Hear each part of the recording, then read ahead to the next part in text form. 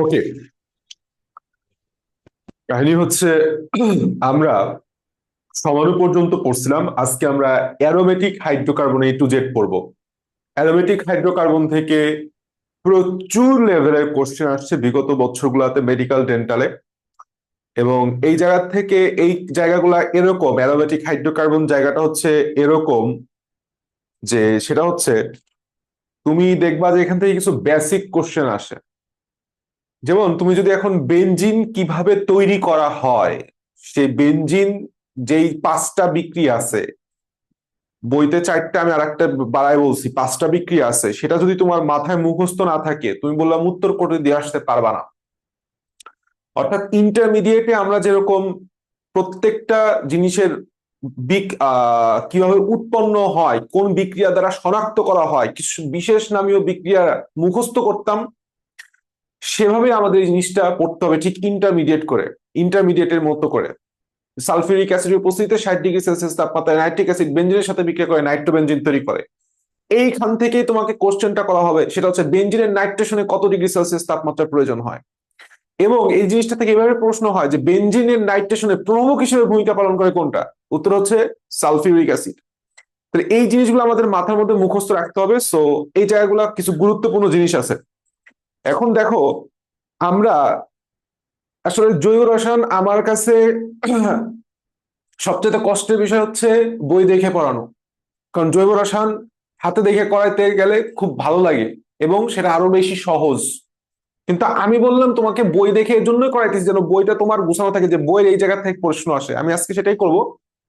আসো, আমরা ফার্স্টে শুরু করি, সেটা হইতেছে অ্যারোমেটিক হাইড্রোকার্বনের মধ্যে। দেখো, এখানে একটা গুরুত্বপূর্ণ কথা লেখা আছে যে অ্যারোমেটিক হাইড্রোকার্বনকে একত্রে কি বলা হয়? অবশ্যই বই নিয়ে বসবা। অ্যারিন বলা হয়, তাই না? এটা আমরা সবাই জানি। কি বলা হয়? অ্যারিন বলা হয়।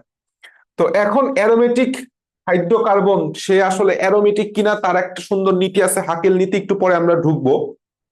আমরা একটু নিচের দিকে যাব, এইখান থেকে সেরকম কিচ্ছু আমাদের পড়ার নাই, আমরা সেরকম কিচ্ছু পড়বো না। আমরা এই জিনিসগুলো অটোমেটিকলি জানি যে একটা CH3 থাকলে সেটাকে টলুইন, দুইটা থাকলে জাইলিন বলা হয়। জাইলিনের প্রকারভেদ আছে, মেটাজাইলিন, এই জাইলিন, সেই জাইলিন, প্যারাজাইলিন। আমরা ওদিক সেদিক যাচ্ছি না, এগুলি আমরা জানি।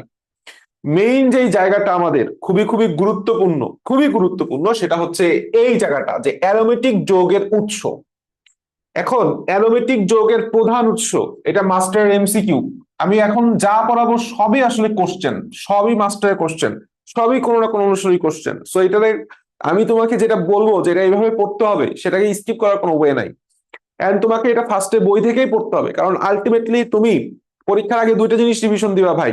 মনে রাখো, পরীক্ষার আগে দুইটা জিনিস রিভিশন দিবা। এক নম্বর হচ্ছে বই, 2 নাম্বার রিভিশন দিবা তুমি হচ্ছে মাস্টার কোশ্চেন ব্যাংক। তো এই দুইটা জিনিস আমাকে সাজায় নিতে হবে, কম্প্যাক্ট করে নিতে হবে। কোল এবং পেট্রোলিয়াম হলো অ্যারোমেটিক যৌগের প্রধান উৎস।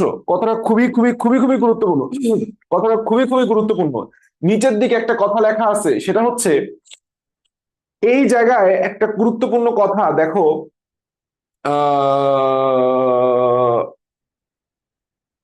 লাস্টের যে ছকটা তুমি দেখতেছো, এই ছকটার আমি হচ্ছে তোমাকে মুখস্থ করাই দিব।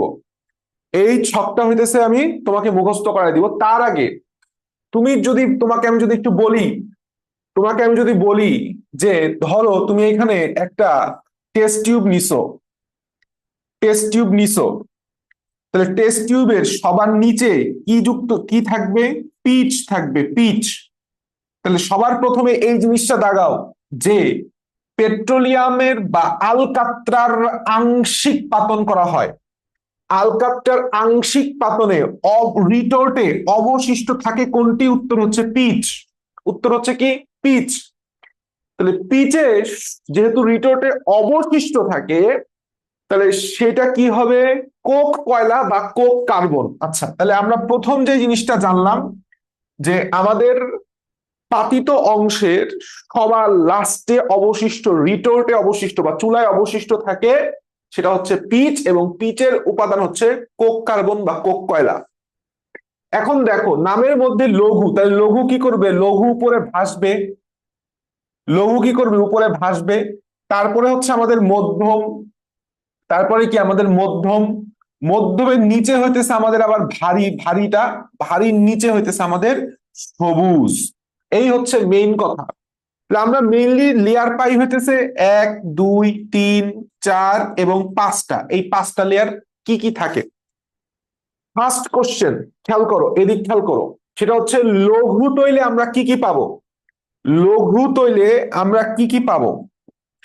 জিনিসটা হচ্ছে এরকম যে দেখো, বেটা বেটা যাকে পায়, যাকে পায়, যাকে পায় পায় তাকেই আনে। কি বলছি? লঘুর, তাহলে বেটা, তাহলে তুমি জিনিসটাকে এভাবে পড়বা যে লঘুর বেটা, কিসের বেটা? লঘুর বেটা। লঘুর বেটা মানে বেটা মানে লঘুর ছেলে।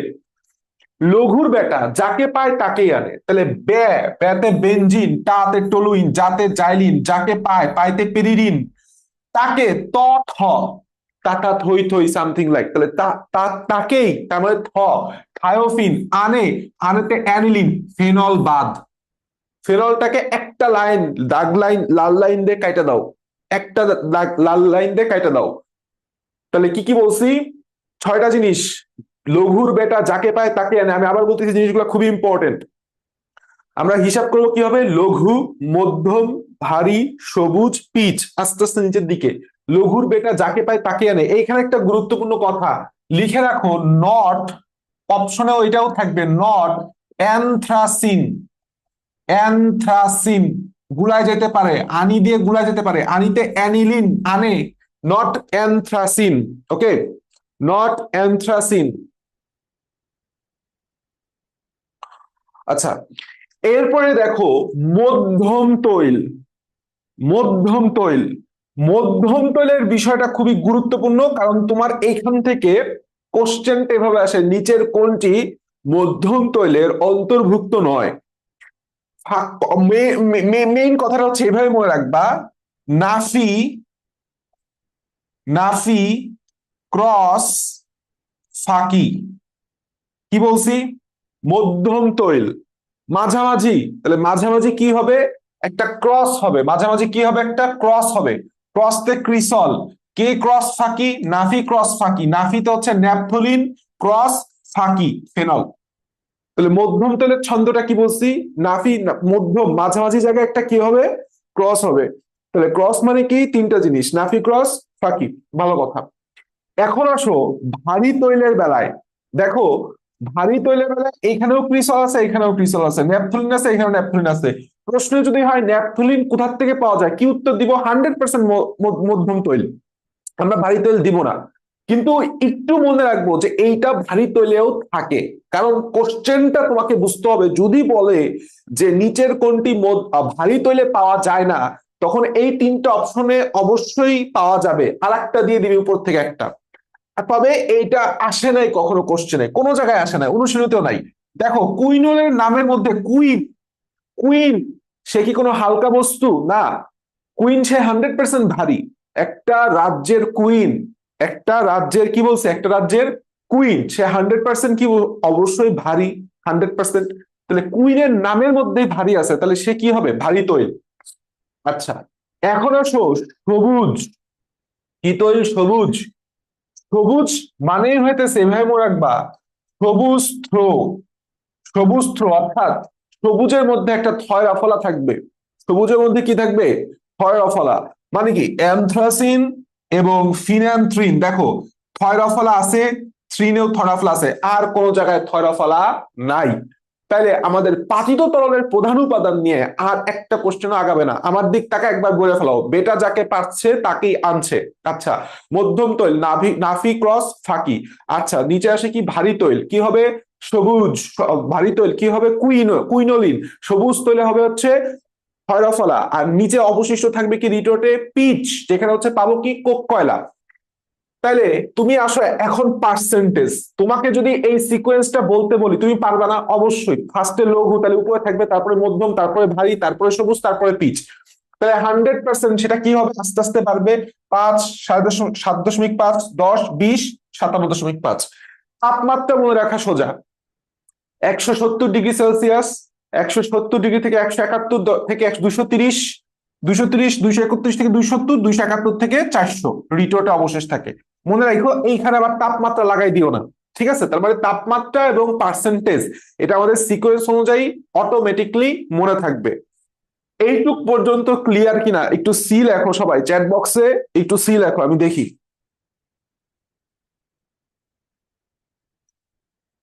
ওকে, ক্লিয়ার, ক্লিয়ার, ক্লিয়ার,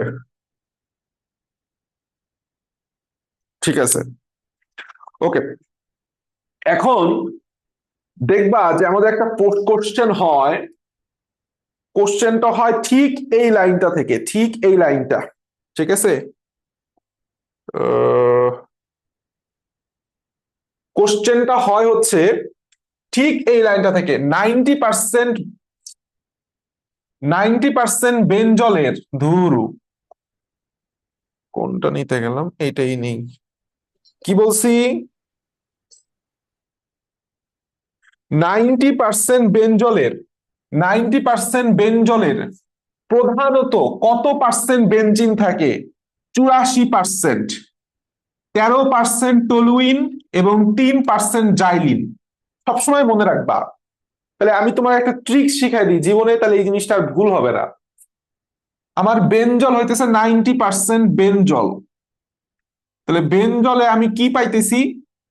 স্বাভাবিকভাবে বেনজিন পাবো, বেনজিন পাবো। বেনজিনের উপরে মাথার দিকে আর একটা CH3 লাগাই দাও, তাহলে টলুইন পাবো, টলুইন। আর সাথে আমি কি পাচ্ছি?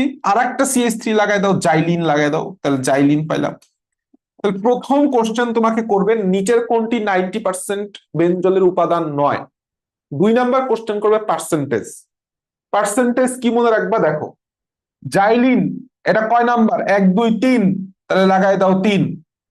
টলুইন 3-এর পাশে লাগাই দাও 1, 3-এর পাশে লাগাই দাও 1। 3%, 13%, 3% আর 13%, তাহলে কত হইলো? কত হইলো? 16। 100 থেকে 16 বাদ দাও, কত হবে? 84। অপশনে কি থাকবে এটার সাথে জানো? অপশন তো এখানে 3টা, আর একটা অপশন বানানো লাগবে না? স্যার এটার 84 দিবে, 83ও দিবে। স্যার এটার 84 দিবে, 83ও দিবে, ঠিক আছে? এই ফর্মুলাটা যদি তুমি ইউজ করো, এটা 3 নাম্বার, 3-এর আগে 1 টাকা দাও, তারপর 100 থেকে বিয়োগ করে দাও, জীবনে আর কিছু ভুল হবে না। 90% বেনজলের বেনজিন থাকে 84%, টলুইন থাকে 13%, জাইলিন থাকে 3%। আশা করি ক্লিয়ার। আর একটা কাহিনী আছে, 50% বেনজল। কি পার্সেন্ট বেনজল? 50% বেনজলে একটা কথাই মনে রাখতে হবে, 46% হচ্ছে বেনজিন, আর কিছু লাগবে না। ওই 50% বেনজলেও বেনজিন, টলুইন, জাইলিন পাবো। এই তিনটা ছাড়া বেনজল হবে, মানে তিনটা ছাড়া বেনজল হবে না, এক্সট্রা কিছু আসলে বেনজল হবে না। বেনজল হইতে হলে 3টা জিনিস লাগবে, বেনজল হইলে এই 3টা জিনিস লাগবে। আচ্ছা,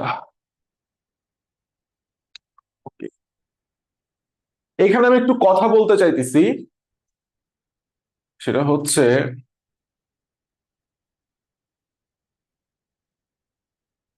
আচ্ছা সমস্যা নাই, আমরা পরে বলবো কিছু কথা।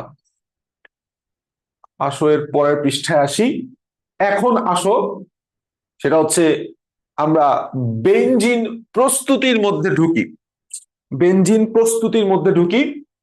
এখানে যে 4টা পার্ট দিছে, very very very much important. বেনজিনের প্রস্তুতি আমাদের 4টা 5টা বিক্রিয়াই, আমাদের 5টা বিক্রিয়া, আমি আরেকটা বিক্রিয়া এক্সট্রা লিখে দেবো, 5টা বিক্রিয়াই মুখস্থ রাখতে হবে।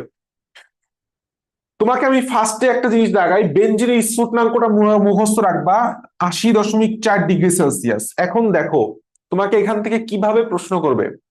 তোমাকে বলবে বাংলায় লিখে প্রশ্ন করবে, তুমি অলরেডি জানো, তুমি সলভ করে আসছো, সোডিয়াম বেনজয়েডকে সোডা লাইম সহযোগে উত্তপ্ত করলে কোনটি উৎপন্ন হয়? উত্তর হচ্ছে বেনজিন। আর একটা প্রশ্ন করবে, সেটা হচ্ছে, সেটা হচ্ছে সোডিয়াম বেনজয়েট ডুমা বিক্রিয়ায় কোনটি তৈরি করে? মনে রাখবা, ডি কার্বক্সিলেশন বিক্রিয়ার অপর নাম হচ্ছে ডুমা বিক্রিয়া। কি বিক্রিয়া? ডুমা বিক্রিয়া।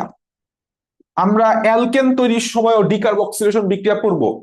যেখানেই ডিকার্বক্সিলেশন সেখানেই হচ্ছে সোডা লাইম, অর্থাৎ সোডিয়াম হাইড্রোক্সাইড এবং ক্যালসিয়াম অক্সাইড। এই সংকেতটাও খুবই গুরুত্বপূর্ণ, সোডা লাইমের সংকেত। মনে রাখো সোডিয়াম হাইড্রোক্সাইড ক্যালসিয়াম অক্সাইড, এখানে কোনো কার্বনেট বলে কোনো কথা নাই। কি বলবো, কার্বনেট বলে কোনো কথা নাই, সোডিয়াম হাইড্রোক্সাইড আর ক্যালসিয়াম অক্সাইড। এখন আরেকটা গুরুত্বপূর্ণ কথা, যে আমি ফার্স্টে কি বলতেছি, বেনজোইক অ্যাসিডের সোডিয়ালাইন সোডিয়াম লবণ অর্থাৎ সোডিয়াম বেনজয়েট থেকে আমি বেনজিন তৈরি করতেছি। তাহলে তুমি বুঝতেছো যে এইখান থেকে একটা কার্বন এই পাশে সোডিয়াম কার্বনেট হিসেবে পরিণত হয়ে গেছে। তাহলে এই জন্য আসে ডিকার্বক্সিলেশন। তাহলে ডিকার্বক্সিলেশন বিক্রিয়ায় সবসময় মনে রাখবা যে কার্বন নাম্বার বা কার্বন চেইনে কার্বন সংখ্যা কি হয়, এক একক হ্রাস পায়, এক একক হ্রাস পায়। ভালো কথা।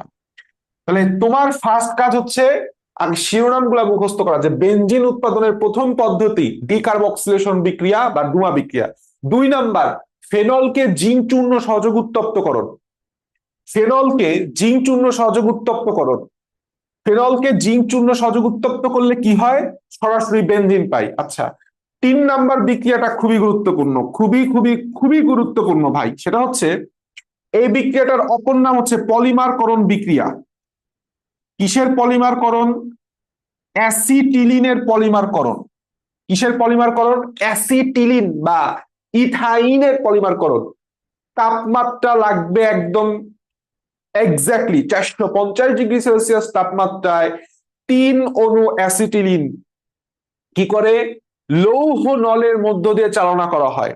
অর্থাৎ লৌহ নলটাকে 450 ডিগ্রি সেলসিয়াস তাপমাত্রায় ফার্স্ট উত্তপ্ত করা হয়, এরপরে সেখান থেকে অ্যাসিটিলিন চালনা করলে আর এক পাশে বেনজিন তৈরি হয়। আর এক পাশে কি তৈরি হয়, বেনজিন তৈরি হয়। তাহলে এই জিনিসটা খুবই গুরুত্বপূর্ণ। বেনজিন হচ্ছে কার পলিমার? অ্যাসিটিলিনের পলিমার। কত অণু অ্যাসিটিলিন মিলিত হয়ে বেনজিন তৈরি করে? উত্তর হচ্ছে 3 অণু। কত ডিগ্রি সেলসিয়াস তাপমাত্রায়? 450 ডিগ্রি সেলসিয়াস তাপমাত্রায়। এখানে প্রভাবক হিসেবে কাজ করে কি, আয়রন। তোমাকে লাস্ট যে কোশ্চেনটা করবে সেটা হচ্ছে যে 3 অণু অ্যাসিটিলিনকে উত্তপ্ত লৌহনলের মধ্য দিয়ে চালনা করলে নিচের কোন যৌগ তৈরি হয়? আশা করি বুঝাইতে পারছি কোশ্চেন গুলা। নিচের দিকে আসো, গ্রিনার্ড বিকারক বা গ্রিগনার্ড বিকারক। আমরা সবাই জানি, আমরা গ্রিগনার্ড বিকারক হচ্ছে একটা মাতৃ বিকারক, যেখান থেকে এ টু জেড যে কোনো ধরনের তুমি যৌগ তৈরি করতে পারবা, যে কোনো ধরনের। এখন গ্রিগনার্ড বিকারকের বেলায় কি হয়, এই যে একটা গ্রিগনার্ড বিকারক, অর্থাৎ আমরা জানি অ্যালকাইল ম্যাগনেসিয়াম হ্যালাইড অথবা অ্যারাইল ম্যাগনেসিয়াম হ্যালাইডকে গ্রিগনার্ড বিকারক বলে। তাহলে গ্রিগনার্ড বিকারকের বেলায় এইটা টোটাল পার্টটা হচ্ছে পজিটিভ পার্ট, তাই না? এই টোটাল পার্টটা কি, পজিটিভ পার্ট। আর এই যে ম্যাগনেসিয়াম ক্লোরাইড, এই টোটাল পার্টটা কি ছিল, ম্যাগনেসিয়াম 2 প্লাস ক্লোরিন মাইনাস। তাহলে এখানে একটা প্লাস আছে আর এই পার্টটা হয়ে গেছে একটা মাইনাস। তাহলে এইটুক টোটালটা একটা মাইনাস আর এটা হচ্ছে আমাদের প্লাস। তাহলে তুমি জাস্ট কিচ্ছু করবা না, এই জিনিসটাকে একটু উল্টায় দিবা। ম্যাগনেসিয়াম মাঝখানে হাইড্রোক্সাইড তারপর ক্লোরাইড আর এই হাইড্রোজেনটারে এখানে যুক্ত করে দিল, তাহলে কি তৈরি হয়ে গেল, আমাদের বেনজিন তৈরি হয়ে গেল। যে কোনো টাইপের অ্যালকাইল হ্যালাইড থেকে তুমি অ্যালকেন তৈরি করতে পারবা এই বিক্রিয়ার মাধ্যমে। কিচ্ছু না, কিচ্ছু না, তোমাকে বলবে গ্রিগনার্ড বিকারক থেকে বেনজিন কিভাবে পাওয়া যাবে, পানির সাথে বিশ্লেষণ অর্থাৎ আর্দ্র বিশ্লেষণ করলে। গ্রিগনার্ড বিকারককে প্রশ্ন করবে, গ্রিগনার্ড বিকারককে আর্দ্র বিশ্লেষণ করলে নিচের কোনটি তৈরি হয়। আশা করি আমি ক্লিয়ার করতে পারছি। বেনজিন ডায়াজোনিয়াম ক্লোরাইড থেকে বেনজিন তৈরি করা, এটার দিকে আমি আপাতত যাব না। আমরা একটা গুরুত্বপূর্ণ নিচের দিকে যাব, দেখো লেখা আছে টলুইন প্রস্তুতি, এটা 3টা স্টার দাও। আমরা জানি উডস বিক্রিয়ায় তৈরি হয় হচ্ছে অ্যালকেন। অ্যালকেন কিভাবে তৈরি হয় সেটা আমি পড়াই দিব, সমস্যা নাই। আর উডস ফিটিগ, কি বলছি, উডস বিক্রিয়ায় তৈরি কি হয়, অ্যালকেন। আর আমি যদি প্রশ্নটা করি উডস ফিটিগ বিক্রিয়া, নামের মধ্যে ফিটি ট দিয়ে মনে রাখবা, টলুইন। তাহলে উডস ফিটিগ বিক্রিয়ায় প্রথম কোশ্চেন কি তৈরি হয়, টলুইন। 2 নাম্বার, যত ধরনের উডস বিক্রিয়া আছে সব ক্ষেত্রে শুষ্ক ইথার ব্যবহার করা হয়, সাথে একটা অ্যালকাইল হ্যালাইড ব্যবহার করা হয়, একটা ধাতব সোডিয়াম ব্যবহার করা হয়। তাহলে বিষয়টা কি হলো, ক্লোরোবেনজিন, ক্লোরোবেনজিন বা হ্যালোবেনজিন শুষ্ক ইথারের উপস্থিতিতে সোডিয়াম এবং অ্যালকাইল হ্যালাইডের সাথে বিক্রিয়া করে টলুইন তৈরি করে, তাই না? আমরা তো বিক্রিয়াটা মুখস্থ করি, সেটাকে বাংলা ভাষায় লিখে দিয়ে আসছি ইন্টারমিডিয়েট থাকতে। এখানে একটু এক্সেপশনাল, 2টা জিনিস খালি মুখস্থ করবা। উডস ফিটিক বিক্রিয়া কি তৈরি হয়, টলুইন। কোথা থেকে তৈরি হয়, ক্লোরোবেনজিন থেকে। এবং এখানে প্রভাবক কি লাগে আমরা সবাই জানি, যত টাইপের উডস বিক্রিয়া আছে প্রভাবক কি লাগবে, শুষ্ক ইথার। ভালো কথা। এখান থেকে আর কিছু আমাদের পড়তে হবে না। কিন্তু একটা কথা আছে, কিন্তু একটা কথা আছে, সেটা হচ্ছে আমরা জানি অ্যালকেন পড়ার সময় পড়বো আমাদের ফ্রিডেল ক্রাফট বিক্রিয়া। ফ্রিডেল ক্রাফট বিক্রিয়া দুইটা আছে, একটা হচ্ছে ফ্রিডেল ক্রাফট অ্যালকাইলেশন যেখানে অ্যালকাইল মূলক যুক্ত হয়, আর একটা হচ্ছে ফ্রিডেল ক্রাফট অ্যাজাইলেশন যেখানে অ্যাজাইল মূলক যুক্ত হয়। তাহলে স্বাভাবিকভাবেই বেনজিনকে তুমি যদি ফ্রিডেল ক্রাফট অ্যালকাইলেশন করো মানে কি, শুষ্ক অ্যালুমিনিয়াম ক্লোরাইড, এইটাই আমি তোমাকে পড়াতে যাচ্ছি। ফ্রিডেল ক্রাফট অ্যালকাইলেশন মানে কি, শুষ্ক অ্যালুমিনিয়াম ক্লোরাইড। এক নাম্বার কোশ্চেন, শুষ্ক অ্যালুমিনিয়াম ক্লোরাইড বেনজিন কার সাথে বিক্রিয়া করবে? Alkyl halide. কার সাথে? অ্যালকাইল হ্যালাইডের সাথে বিক্রিয়া করে কি তৈরি করবে? টলুইন তৈরি করবে। ভালো কথা। তাহলে আমি তোমাকে যে জিনিসটা এতক্ষণ ধরে বোঝানোর চেষ্টা করলাম, আসো আসো এদিক আসো। বেনজিন, বেনজিন, আচ্ছা এটা এইভাবে লিখি, বেনজিন কিভাবে পাই? কিভাবে পাই? এক নাম্বার ডিকার্বক্সিলেশন, ডিকার্বক্সিলেশন বিক্রিয়া বা ডুমা বিক্রিয়া, এখান থেকে আমি বেনজিন পাই। এরকম ছোট ছোট নোট করে বইয়ের মধ্যে আটকা রাখবে। এই কথাগুলা দেখবা যে বিভিন্ন জায়গায় বইতে লেখা আছে, তুমি হাতে লিখে সুন্দর মতো ছোট্ট একটা কাগজে আঠা দিয়ে মেরে দাও, ডিকার্বক্সিলেশন বা ডুমা বিক্রিয়ায় বেনজিন পাই। আচ্ছা ভালো কথা। এরপরে তুমি যদি ফেনলকে, ফেনলকে জিঙ্ক চূর্ণ সহযোগে উত্তপ্ত করো কি পাবো? বেনজিন পাবো। কি পাবো? বেনজিন পাবো। ভালো কথা। ডিকার্বক্সিলেশন বিক্রিয়া বা ডুমা বিক্রিয়া ফেনল থেকে পাচ্ছি, আর একটা জিনিস থেকে পাবো, আরো দুইটা জিনিস।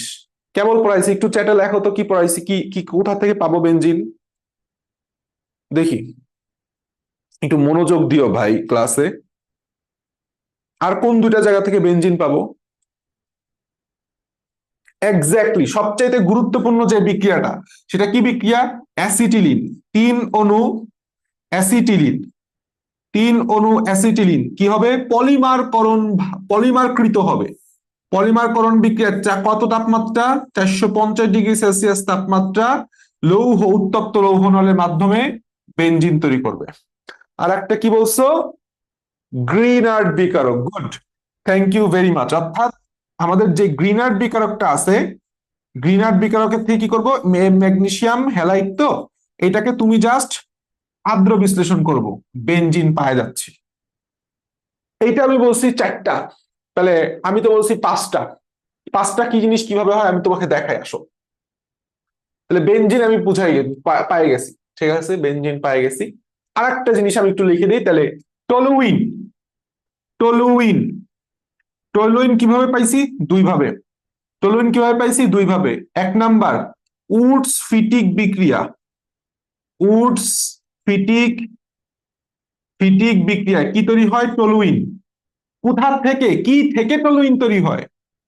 কি থেকে টলুইন তৈরি হয়? হ্যালো বেনজিন বা বেনজিন, বেনজিন ক্লোরোবেনজিন। সহজ কথায় হ্যালোবেনজিন বা ক্লোরোবেনজিন। ক্লোরোবেনজিন থেকে উডস্ফিটিক বিক্রিয়ায় টলুইন তৈরি হয়, এবং আমরা জানি এখানে শুষ্ক ইথা ব্যবহার করা হয়। আর একটা কি? Friedel Crafts alkylation.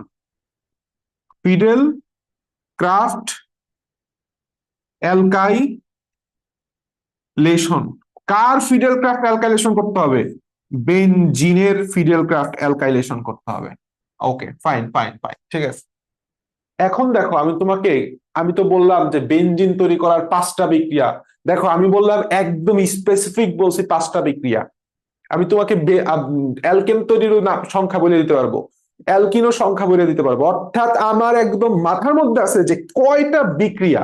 একটা বিক্রিয়া যদি আমার মনে হয় যে আমি ভুলে গেছি, আমি সাথে সাথে আবার দেখতাম আমার একাডেমিক লাইফে। আচ্ছা, এখন আসো একাডেমিক লাইফের আর একটা মজার বিষয় বলি। আর একটা মজার বিষয় হইতেছে, ফুলাপান যখন জৈব রসায়ন পড়ছে ততদিনে আমি শিয়ানা হয়ে গেছি। শিয়ানা মানে কি, যত যাই বলুক লোকজন যে বুঝা পড়তে হবে, আমি ফার্স্টেই ভাবছি যে জৈব রসায়ন কোনো বুঝার কোনো গোষ্ঠী নাই, যা করবো ঠাড়া মুখস্থ। মুখস্থ করছি, দেখি যে সবই পারি। এরপরে আস্তে আস্তে বুঝতে পারছি ওই যে ইলেকট্রনের মেঘ এদিক সরে যায়, এখানে পোলারায়ন ঘটে, এইভাবে করে ধনাত্মক মেসোমারিক ফল, ঋণাত্মক আবেশীয় ফল ঘটে। এই ঘোড়ার ডিম পড়ে বললাম তোমার কিছুই এখন হবে না, তোমার যেটা ডিরেক্ট মুখস্থ করতে বলবো সেটা তুমি ডিরেক্ট মুখস্থ করবা। আচ্ছা, বেনজিন ডায়াজোনিয়াম ক্লোরাইড ওইটা পড়বো না, দেখো আমি তোমার কি বলি, কি পড়াই সেটা তুমি দেখো, এদিক খেয়াল করো। এই বিক্রিয়াটার এই যে তিনটা বিক্রিয়ার সুন্দর একটা নাম আছে, নাম হইতেছে রিফর্মিং বিক্রিয়া। রিফর্মিং রিফর্মিং বিক্রিয়া বা অ্যারোমেটিকীকরণ বিক্রিয়া, ঠিক আছে। এখানে অ্যালিফেটিক যৌগ অ্যারোমেটিক হয়। খেয়াল করো, এন হেক্সেন থেকে আমি কি পাইছি, বেনজিন পাইছি। মাঝখানে একটা প্রোডাক্ট আছে সাইক্লোহেক্সেন, মাঝখানে একটা প্রোডাক্ট আছে সাইক্লোহেক্সেন। নিচের কোন যৌগ থেকে বেনজিন পাওয়া যায়, এন হেক্সেন বা সাইক্লোহেক্সেন, যদিও দুইটা আলাদা কথা। দেখো, আর টলুইন পাইতে হলে আমার কি লাগবে, এন হেপটেন লাগবে। কি লাগবে, এন হেপটেন। আর জাইলিনের একটা বিষয় আছে, সেটা হচ্ছে এই যে অর্থজালিন বা মেটাজালিন প্যারাজালিন যাই হোক না কেন, জাইলিনই তো। জাইলিন পাবো হচ্ছে এন অক্টেন। তাহলে কি বুঝলা, আমি জাস্ট আস্তে আস্তে বাড়াইছি। রিফর্মিং কি, রিফর্মিং কিছুই না। রিফর্মিং বিক্রিয়া কি জিনিস, কিছুই না। কি করছি, এন হেক্সেন লেখছি যেহেতু 6টা, তারপরে এন হেপটেন লেখছি 7টা কার্বন, এন অক্টেন লেখছি 8টা কার্বন। এন হেক্সেন থেকে আমি কি পাবো, বেনজিন পাবো। এন হেপটেন থেকে আমি তাহলে কি পাবো, আর একটা মিথাইল মূলক বাড়ায় দাও, টলুইন পাবো। আবার লাস্টে আমি পাবো হচ্ছে জাইলিন। এই জন্যই আমি এইটা সহ বলছিলাম হচ্ছে 5টা বিক্রিয়া, ঠিক আছে। অবশ্যই আরো ভাবে বলা যায়। তুমি বলছো বেনজিন ডায়াজোনিয়াম ক্লোরাইড, অবশ্যই বেনজিন ডায়াজোনিয়াম ক্লোরাইড থেকে পাওয়া যায়। বেনজিন ডায়াজোনিয়াম ক্লোরাইড থেকে আমরা সাধারণত আহ একাডেমিক লাইফে বেশি ব্যবহার করে আসি। একদম ডিরেক্ট বেনজিন ডায়াজোনিয়াম ক্লোরাইড বানায় ফেলাই, তারপরে বাস HCPO2 বসাই দিই, হয়ে যায় আমাদের বেনজিন। তাহলে আশা করি এটুক পর্যন্ত আমাদের ক্লিয়ার। আমরা একটু বেনজিনের আণবিক গঠন থেকে পড়বো, বেনজিনের আণবিক গঠন। এই জিনিসটা খুবই গুরুত্বপূর্ণ যে আমরা সবাই জানি বেনজিনের যে কার্বন কার্বন দূরত্ব 0.139 ন্যানোমিটার, এটা বললাম মেডিকেলের কোশ্চেন, এটা বললাম মেডিকেলের কোশ্চেন। প্রশ্ন হচ্ছে এই যে মানটা, এটা দেখবা একক বন্ধন আর দ্বি বন্ধনের মাঝামাঝি। কি বলছি, একক বন্ধন আর দ্বিবন্ধনের মাঝামাঝি। যেহেতু একক বন্ধন আর দ্বিবন্ধন, তাহলে এইটার মানে কিসের জন্য হইলো, বেনজিনের এই যেই কার্বন কার্বন দূরত্বটার অন্যতম উপাদান হইতেছে, মানে রিজন হইতেছে অনুরণন। কি, অনুরণন। আমাদের পাই ইলেকট্রন গুলা কি করে, স্থির থাকে না, ঘুরে ঘুরে ঘুরে ঘুরে। আচ্ছা, এবং আমরা সবাই জানি যে এইখানে আমাদের sp2 সংকরণের অরবিটাল আছে, ঠিক আছে। আচ্ছা, এখান থেকে আর সেরকম কিছু আমাদের লাগবে না, আমাদের একটা গুরুত্বপূর্ণ কথা লাগবে। সেটা হচ্ছে আমরা জানি, আমরা ছোটকালে পড়ে আসছি যে অসম্পৃক্ততার পরীক্ষা দুইটা, একটা হচ্ছে ব্রোমিন পানি পরীক্ষা আর একটা হচ্ছে বেয়ার পরীক্ষা। ব্রোমিন পানি পরীক্ষা আর একটা কি, বেয়ার পরীক্ষা। সাধারণত দ্বিবন্ধন থাকলেই, দ্বিবন্ধন বা ত্রিবন্ধন অর্থাৎ দ্বিবন্ধন থাকলেই, অসম্পৃক্ত যৌগ হইলেই তারা বেয়ার পরীক্ষা এবং ব্রোমিন পানি পরীক্ষা দেয়। কিন্তু বেনজিন বেনজিন ব্রোমিন দ্রবণ পরীক্ষা এবং বেয়ার পরীক্ষা বা অম্লীয় মাধ্যমে পানি সংযোজন ইত্যাদি দেয় না। এই কথা আমাদের লাগবে, এরা দ্বিবন্ধন হইলেও এরা দেয় না। আচ্ছা, আমি একটা মজার কোশ্চেন করি, সেটা হচ্ছে মনে রাখবা, একটা ছোট্ট করে নোট রাখো, ঠিক আছে। ছোট্ট করে ছোট্ট করে একটা নোট রাখো। নোট রাখো হচ্ছে, দেখো এই যে এই যৌগটা আমি আঁকলাম, এই যৌগটার নাম অবশ্যই তোমরা জানো, সেটা কি, টলুইন, তাই না। দেখবা প্রশ্ন সলভ করার সময় একটা জিনিস পাবা, টলুইনের মধ্যে একই সাথে aromatic aromatic plus aliphatic aliphatic দুই ধরনেরই বৈশিষ্ট্য বিদ্যমান। নিচের কোন যৌগে অ্যালিফ্যাটিক এবং অ্যারোমেটিক উভয় উভয় ধর্ম বিদ্যমান, উত্তর হচ্ছে টলুইন। কারণ কি, এইটা হইতেছে একটা অ্যারোমেটিক পার্ট, আর এই পার্টটা হইতেছে একটা অ্যালিফেটিক পার্ট। তাহলে 100% তুমি যদি এই বরাবর একটা তল কল্পনা করো, তাহলে এইটা অ্যালিফেটিক, এটা অ্যারোমেটিক, সেটাই বলছে দুইটা বৈশিষ্ট্য। আচ্ছা, অ্যারোমেটিক এই শব্দটা আসছে কোথার থেকে জানো? অ্যারোমা থেকে, অর্থাৎ সুগন্ধ, মানে একটা গন্ধ। অ্যারোমেটিক যৌগের প্রত্যেকটা যৌগের একটা নির্দিষ্ট গন্ধ আছে, যা দেখলেই বা শুকলেই নাকের কাছে নিলেই তুমি বুঝতে পারবা যে এটা আসলে কোন যৌগ। ঠিক আছে। আচ্ছা, আসলে আমরা বেঞ্জিনের এর পরের পৃষ্ঠায় যাব। হুম, এর পরের পৃষ্ঠায় যাব। আর মধ্যবর্তী দূরত্ব তো আমি আগেই পড়াই দিছি, অ্যালকিন, অ্যালকাইন এবং বেঞ্জিনের অবশ্যই আমাদের লাগবে। এখন আমরা কিছু গুরুত্বপূর্ণ বিষয়ে যাব, সেটা হচ্ছে বেঞ্জিন। আসলে বেঞ্জিনের মধ্যে তুমি কি কি বিক্রিয়া পাবা। দাঁড়াও, এই জিনিসটা আমি একটু সুন্দর করে করে দিচ্ছি।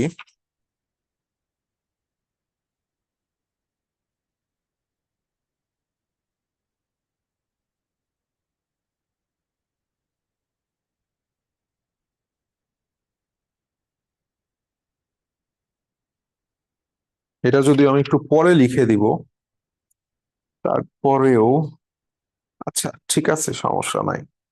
কাহিনী আসো, কাহিনীর মধ্যে একটু ঢুকো। সেটা হচ্ছে লেখা আছে বেঞ্জিনের অ্যারোমেটিক হাইড্রোকার্বনের বিক্রিয়া, মানে বেঞ্জিন আসলে কি কি বিক্রিয়া দেয়। বেঞ্জিন কি বলছি, কি কি বিক্রিয়া দেয়। সব সময় সারা জীবনের জন্য মনে রাখবা, বেঞ্জিন প্রধানত দুই ধরনের বিক্রিয়া দেয়। যেহেতু তার মধ্যে দেখো ডাবল বন্ড যখন আছে, তার মানে 100% তুমি এই ডাবল বন্ডটাকে খুলে, তুমি ডাবল বন্ডটাকে খুলতে পারবা, মানে কি মাঝখানের ডাবল বন্ডটা নষ্ট করতে পারবা, নষ্ট করে অন্য কিছু ধরো এক্স ওয়াই জেড ঢুকাইতে পারবা। এটাকে কি বলা হয়? সংযোজন। তাহলে বেনজিনে অবশ্যই সংযোজন বিক্রিয়া সম্ভব। কি বিক্রিয়া সম্ভব? বিক্রিয়া দিবে সংযোজন বিক্রিয়া। এইখান থেকে, এই জায়গা থেকে আমাদের মেডিকেলে কোশ্চেন, মেডিকেল না ডেন্টাল আমি একটু ভুলে গেলাম, কোশ্চেন দিল যে বেনজিনের যে সংযোজন বিক্রিয়া, এইটা কোন কৌশল অনুযায়ী হয়। আমরা একটু পরেই পড়বো। তিনটা কৌশল আছে, ইলেকট্রোফিলিক, নিউক্লিওফিলিক, আর একটা হচ্ছে ফ্রি রেডিকাল। বেনজিন, যাবতীয় যত বেনজিন জাতক আছে, যাবতীয় যত বেনজিনের জাতক আছে, যত প্রকার সংযোজন হয়, আবার সেখানে অপশন ছিল, কতটা কঠিন কোশ্চেন খেয়াল করো। সেটা হচ্ছে ফ্রি রেডিকাল এবং ইলেকট্রোফিলিক উভয় ধরনের সংযোজন না। সঠিক উত্তর হচ্ছে বেনজিনে সর্বদাই, সর্বদাই ফ্রি রেডিক্যাল থিওরির ভাবে সংযোজন বিক্রিয়া সংঘটিত হয়। কি কি সংযোজন হইতে পারে? যেমন তুমি বেনজিনে হাইড্রোজেন সংযোজন করতে পারো, বেনজিনে ওজোন সংযোজন করতে পারো, O3, তাই না? বেনজিনে ওজোন সংযোজন করতে পারো। বেনজিনে আর একটা জিনিস সংযোজন করা যায়, সেটা হচ্ছে তোমার যে কোনো টাইপের হ্যালোজেন যেটা বলে, অর্থাৎ ক্লোরিন। আমি সংক্ষেপে বলে দিলাম ক্লোরিন। কিন্তু যে কোনো ভাবে ক্লোরিন সংযোজন করা যায় না, সেখানে ইউভি রশ্মি অথবা সূর্যালোক লাগে, সূর্যালোক লাগে। আর বেনজিন আর একটা জিনিস দেয়, সেটা হচ্ছে প্রতিস্থাপন বিক্রিয়া। কি দেয়? প্রতিস্থাপন। কারণ তার একটা কি আছে, প্রত্যেক হাতে একটা করে মুক্ত হাইড্রোজেন আছে, বন্ধনটা দুর্বল, হাইড্রোজেনকে তুমি প্রতিস্থাপন করে ফেলাইতে পারো। এখন প্রতিস্থাপনের যে বিষয়টা, যে কি প্রতিস্থাপন বিক্রিয়া দিবে, তুমি যদি খেয়াল করো যে আমাদের একটা বেনজিন যখন আমরা আঁকি, তখন মাঝ বরাবর যে গোল্লাটা দেই, গোল্লাটা বললাম দেওয়ার কথা ছিল এভাবে ডট ডট করে, এটা আসলে কি? ইলেকট্রনের মেঘ। এটা আসলে কি? ইলেকট্রনের মেঘ, সঞ্চারণশীল পা ইলেকট্রনের মেঘ বোঝানো হয়। তাহলে প্রতিস্থাপন যে হবে, কি প্রতিস্থাপন হবে? ইলেকট্রনের প্রতি সে আকর্ষিত হবে। তাহলে ইলেকট্রনের প্রতি আকর্ষণ মানে কি? ইলেকট্রোফিলিক। ফিল করা মানে কি? অনুভব করা, আকর্ষণ করা, ইলেকট্রোফিলিক প্রতিস্থাপন। তাহলে মনে রাখবা, বেনজিনে কি প্রতিস্থাপন হয়? ইলেকট্রোফিলিক। এইটাও বললাম মেডিকেলের কোশ্চেন। তাহলে আমি যে তোমাকে একটা কথা বলছিলাম, যে আমি যখন অ্যারোমেটিক টপিকটা পড়াইতেছি, তখন আমাদের ভেতরে ঢুকতে হবে, ভেতরের বেসিক কথাবার্তায় ঢুকতে হবে। তাহলে বেনজিনে প্রধানত কয় ধরনের বিক্রিয়া হয়? সংযোজন বিক্রিয়া। কি কি সংযোজন হতে পারে? হাইড্রোজেন সংযোজন হতে পারে, ওজোন সংযোজন হতে পারে, আমরা একটু পরে দেখবো। ক্লোরিন সংযোজন অর্থাৎ হ্যালোজেন সংযোজন হতে পারে। প্রতিস্থাপন, প্রতিস্থাপন কি টাইপের হয়? ইলেকট্রোফিলিক প্রতিস্থাপন। ইলেকট্রোফিলিক প্রতিস্থাপন, ইলেকট্রোফিলিক প্রতিস্থাপন তুমি অলরেডি সবাই জানো, যেরকম Friedel Crafts alkylation, halogenation, sulphonation, nitration, প্রত্যেকটাই বললাম ইলেকট্রোফিলিক প্রতিস্থাপন। আমরা প্রত্যেকটা ধরে ধরে যাব, সমস্যা নাই। ওকে, তাহলে এই যে ছোট্ট একটা জিনিস একটু পাশে নোট করে লিখে রাখো না, বা ছোট্ট একটা কাগজে লিখে রাখে একটু লাগায় রাখো না। এখন দেখো আমরা একটু ভেতরে ঢুকি, কি বলছে বেঞ্জিনের মধ্যে। বেঞ্জিনের মধ্যে কি বলছে দেখো, কই থেকে প্রশ্নটা তোমাকে করে। হ্যালোজেন সংযোজনে আসছে যে বেঞ্জিনে তুমি কি করছো, ইউভি রশ্মি উপস্থিতিতে, তার আগে সরি সরি আগে হাইড্রোজেন সংযোজনটায় আসি। নিকেল চূর্ণর প্রভাবকে, এই কথাটা খেয়াল করবা ভাই, এই জায়গাটা আমাদের লাগবে। বেনজিনে তুমি যখন যে কোনো টাইপের যে যৌগ, সরি যে কোনো টাইপের যৌগের মধ্যে তুমি যখন হাইড্রোজেন সংযোজন করবা, সেই জিনিসটাকে আমরা সব সময় তখন নিকেল ইউজ করব, এবং তাপমাত্রা 200°C তাপমাত্রা হবে। যখন তুমি অ্যালকিনকে সম্পৃক্ত করতেছো, অ্যালকেনে পরিণত করতেছো, তখনও দেখবা নিকেল প্রভাবক 200°C তাপমাত্রা। বেনজিনকে তুমি সম্পৃক্ত করতেছো হাইড্রোজেন দ্বারা, দেখো এখানে কোনো দ্বিবন্ধন আছে কিনা, নাই, তো ওইখানেও 200°C নিকেল। তাহলে এই প্রভাবকটা সহ আমাদের মনে রাখতে হবে যে বেনজিন নিকেল প্রভাবকের উপস্থিতিতে 200°C তাপমাত্রায় হাইড্রোজেনের সাথে বিক্রিয়া করে সাইক্লোহেক্সেন তৈরি করে। দেখো আমি বক্স করছি না, বক্স করো, সাইক্লোহেক্সেনের সংকেত লেখো, সংকেতটার পাশে লেখো বলতেছি, 3 স্টার দাও। তাহলে তোমাকে যদি আমি বলি, এক এক এক এক এক স্টুডেন্ট আমাদের বলতেছে যে ভাইয়া একটা কোশ্চেন আসছিল মেডিকেলে, সেটা হচ্ছে নিচের কোনটি হাইড্রোজেন বিহীন অ্যারোমেটিক যৌগ, এই কোশ্চেনটাই আসছিল বোধহয়, নিচের কোনটি হাইড্রোজেন বিহীন যৌগ। সাধারণত এরকমই বিক্রিয়াটা আসছিল, ঠিক আছে। আচ্ছা যাই হোক, সাধারণত এই বিক্রিয়ার এই টাইপের কোশ্চেন আসলে হাইড্রোজেন বিহীন অ্যারোমেটিক যৌগ কোনটা। সে বলতেছে সাইক্লোহেক্সেন, সাইক্লোহেক্সেন, সাইক্লোহেক্সেন। সাইক্লোহেক্সেন তো অ্যারোমেটিকই না, আমি তোমার কথা বুঝাতে পারছি, এবং এটা হাইড্রোজেন বিহীন কেমনে হয়। আমি বললাম তো, আমি বললাম তখন, আমি আসলে কিছুই বললাম না, মেসেজটা সিন করে রেখে দিলাম। ও তোমাদের কেউ না, অন্য ইসের সেকেন্ড টাইমে দিতেছে, অন্য আরেকটা স্টুডেন্ট নক করছিল। তুমি আমার একটা জিনিস বুঝাও, আমি এই যাদের এই অবস্থা, তারা মেডিকেলের কেমনে নেয়। কিন্তু আমি তোমার এইটাও বলি, কিন্তু আমি তোমার এটাও বলি, সবসময় বলি যে ভাই, জীবনে যা কিছু হয়ে যাক, টাইমে থাকা যাবে না। তুমি একটা একটা করে আগাইলেও 10 দিন পর 10 পা আগায় যাইতেছো, এবং 10 দিন পর যখন 10 পা আগায় যাইতেছো, তখন তুমি আগে তুমি নাই। প্রথম স্টার্টটা সবসময় কঠিন, প্রথম স্টার্টটা সবসময় কঠিন। যদি তুমি 10 দিন, একদিন একদিন একটা একটা ছোট ছোট করে আগাও, এই যে এতদিন ধরে তোমার 5 মাস ধরে এখন পড়াইলাম, আমি সামনে এই টোটাল জিনিসটা শেষ করে সুন্দর একটা প্ল্যান করছি আমার সেকেন্ড টাইমের অভিজ্ঞতা, পড়ানোর অভিজ্ঞতা দিয়ে, যে কিভাবে এই শেষ মুহূর্তে আইসা একটা চরম লেভেলের কামব্যাক দেওয়া যায় সুন্দর মতো। গতকালকে রাতে আমি প্ল্যান করছি, এই জিনিসটা তুমি যদি অ্যাপ্লাই করতে পারো, এবং অ্যাপ্লাই কখন করতেছো, এই 5 মাস পড়ানোর পর। 5 মাস পড়ানো বাদ দিয়ে আমি যদি এখন তোমার রিভিশনের মধ্যে চলে যেতাম, ধরো তুমি আসছো, আমি কোপায় দিব, হবে না। কিন্তু 5 মাস তুমি কষ্ট করছো, ভালো লাগতেছে না ক্লাস করছো, মনে থাকতেছে না পড়তেছো, ভুলে যাইতেছো রিভিশন দিতেছো, ক্লাস করছো। এই যে আগস্ট শেষ হবে, আগস্টের মধ্যে আমাদের সিলেবাস শেষ হবে, এরপর একটা মানে জোস লেভেলের কামব্যাকের একটা প্ল্যান করছি ইনশাল্লাহ। ইচ এন্ড এভরিথিং সমস্যা দেখবে তোমার অটোমেটিকলি সলভ হয়ে যাইতেছে একটা পর্যায়ে, ঠিক আছে। সো কিছু জিনিস আছে তোমাকে চালায় যেতে হবে, শুধু তুমি কিছু চোখ কান নাক বন্ধ রেখে চালায় যেতে হবে। এই যে আগস্টের একটা মাস, আগস্টের একটা মাস ভাই, এই কথাটা এই জন্যই বললাম যে এই মাসটা হচ্ছে আমাদের কামব্যাক দেওয়ার লাস্ট মান্থ। এইখানে আমাদের সিলেবাস যার শেষ হয়ে যাবে, এরপরে আমি তোমার যেইভাবে পড়াবো, তোমার ইনশাল্লাহ ইনশাল্লাহ আমি এই জিনিসটুকু গ্যারান্টি দিয়ে বলতে পারি ভাই, এইটুক ভরসা আমার উপর রাখো, যে সবচাইতে ওয়ার্স্ট স্টুডেন্ট, সবচাইতে দুর্বল স্টুডেন্টের প্রতিও আমি একদম সর্বোচ্চ ডেডিকেশন দিব। কথা বোঝা গেছে। কিন্তু তার আগে এই একটা মাস আমাদের সিলেবাসটা শেষ করতে হবে। সাইক্লোহেক্সেনে এই C6H12 এর পাশে 3 স্টার লেখো, একদম টানা মুখস্থ রাখবা। Cyclohexane, cyclohexane, cyclohexane, C6H12, C6H12, বাস কাহিনী শেষ। এখন আসো নিচের দিকে হ্যালোজেন সংযোজনের মধ্যে। হ্যালোজেন সংযোজনের বিষয়টা কি? ইউভি রশ্মির উপস্থিতিতে এক অণু বেনজিন 3 অণু ক্লোরিনের সাথে সংযোজন বিক্রিয়ার মাধ্যমে জীবাণুনাশক বেনজিন হেক্সাক্লোরাইড বা গ্যামেক্সিন পাউডার তৈরি করে বা লিন্ডেন তৈরি করে।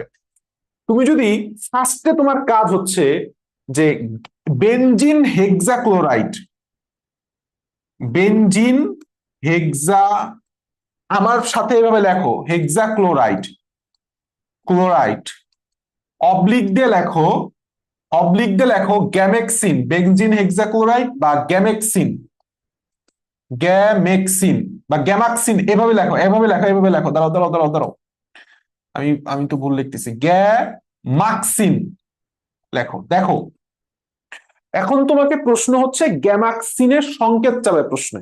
1 নাম্বার কোশ্চেন খেয়াল করো, গ্যামাক্সিনের সংকেত। এখন তুমি কনফিউজ হয়ে যাবা যে এখানে ক্লোরিন 6টা থাকবে, আবার অপশন এটাও থাকবে C6Cl6, আবার C6Cl12 এটাও থাকবে। হুম, তুমি কনফিউশন হয়ে যাবে হচ্ছে এইটা আর এইটার মধ্যে, যে বেনজিন হেক্সাক্লোরাইড বলছে। খেয়াল করো তো রে ভাই, বেনজিন হেক্সাক্লোরাইডের মধ্যে নামের মধ্যে কি আছে? বেনজিন আছে না? তাহলে এই সংকেতের মধ্যে বেনজিন তোমাকে রাখতে হবে। কি বলছি? বেনজিন তোমাকে রাখতে হবে। Benzene hexachloride. আরেকটু বুঝাই দিই, যদি তোমাকে বলা হয় বেনজিন হেক্সাক্লোরাইড না দিয়ে সংক্ষেপ তোমাকে বলছে প্রশ্নে গ্যামাক্সিন পাউডারের সংকেত। দেখো গ্যামার মধ্যে মা আছে, তুমি এইটুক জানো যে গ্যামাক্সিন পাউডার তৈরি হয়েছে বেনজিন থেকে, তাহলে গ্যামাক্সিন পাউডারের মা কে? বেনজিন।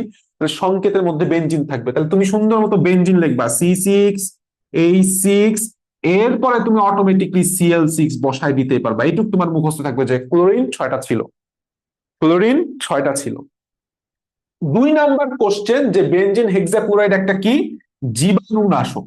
বেনজিন হেক্সাক্লোরাইড কি? একটা জীবাণুনাশক। এটা 2 বা 3বার পড়লে মুখস্থ হয়ে যাবে। এখন কথা হইতেছে, কথা হইতেছে আমি আগে তোমার একটু এইটা পড়াবো।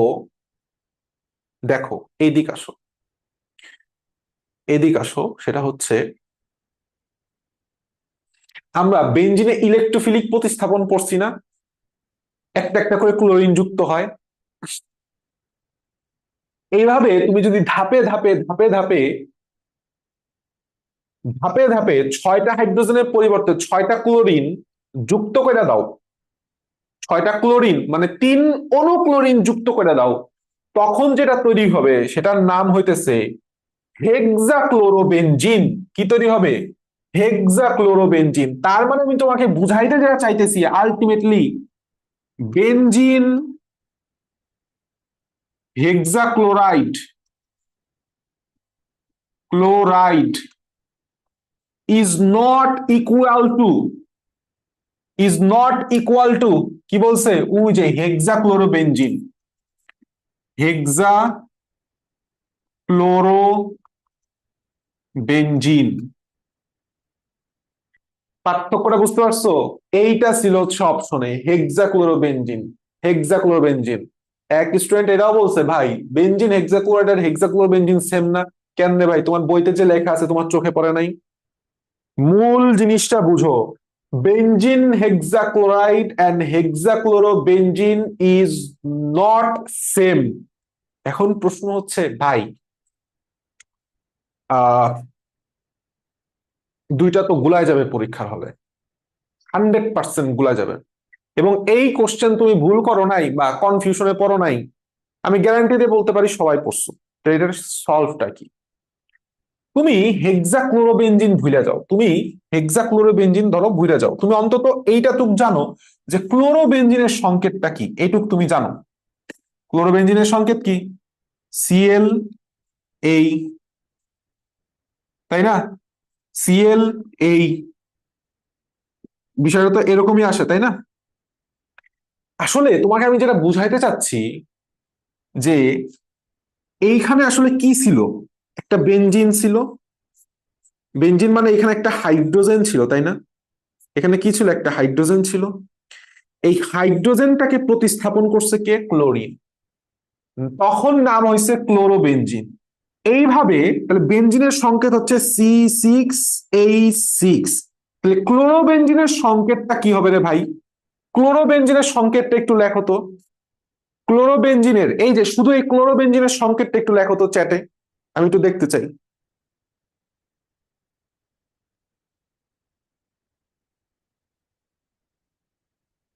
C6H5Cl, এটা হচ্ছে ক্লোরোবেনজিনের সংকেত।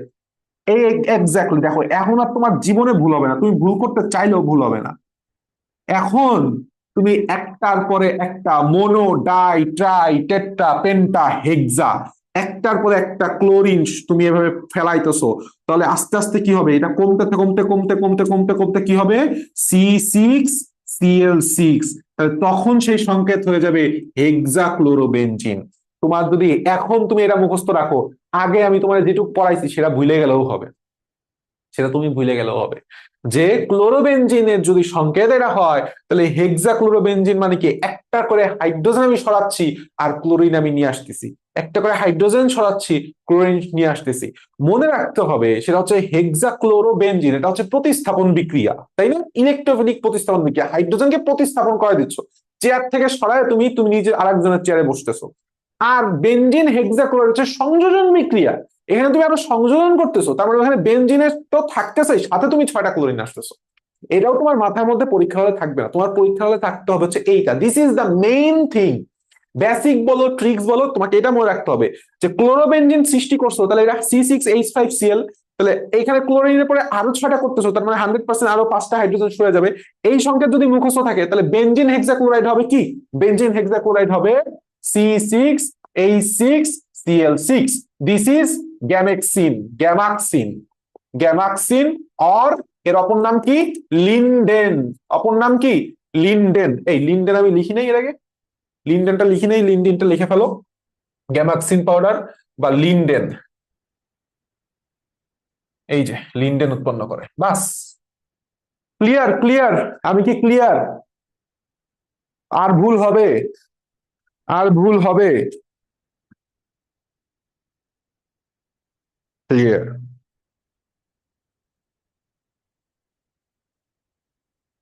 সবাই একটু লেখো, এত চিল্লাইতেছি। একজন লিখলে হয়? একজন লিখলে তো আমি ভাববো যে একজনই ক্লিয়ার হয়েছে। জি ভাইয়া, জি, ক্লিয়ার। Okay, thank you. আমরা ঢুকি, দেখো এর পরে বলছে সেটা হচ্ছে, ওই দিক তো আমরা পড়ছি, উপরের দিকে একটা কথা লেখা আছে, আমরা যখন বেনজিনে ওজোন সংযোজন করি তখন কি তৈরি হয়? এইটুক জাস্ট মনে রাখবা। বেনজিনে ওজোন সংযোজন করলে গ্লাই অক্সাল তৈরি হয়। কি তৈরি হয়?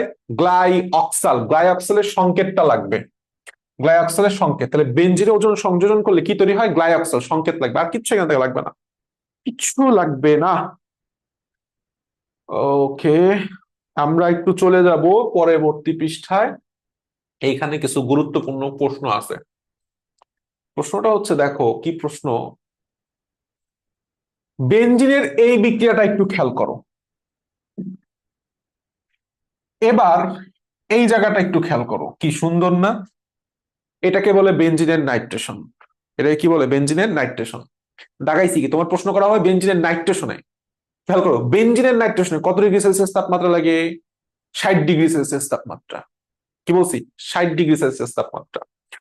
টলুইনের নাইট্রেশনে কত ডিগ্রি সেলসিয়াস তাপমাত্রা লাগে? মনে থাকলে একটু চ্যাটে লেখো দেখি। আশা করি মনে নাই, তারপরেও। আর একটা গুরুত্বপূর্ণ কথা, এখানে যদিও লেখে নাই, কেন লেখে নাই আমি বুঝতেছি না। সেটা হচ্ছে,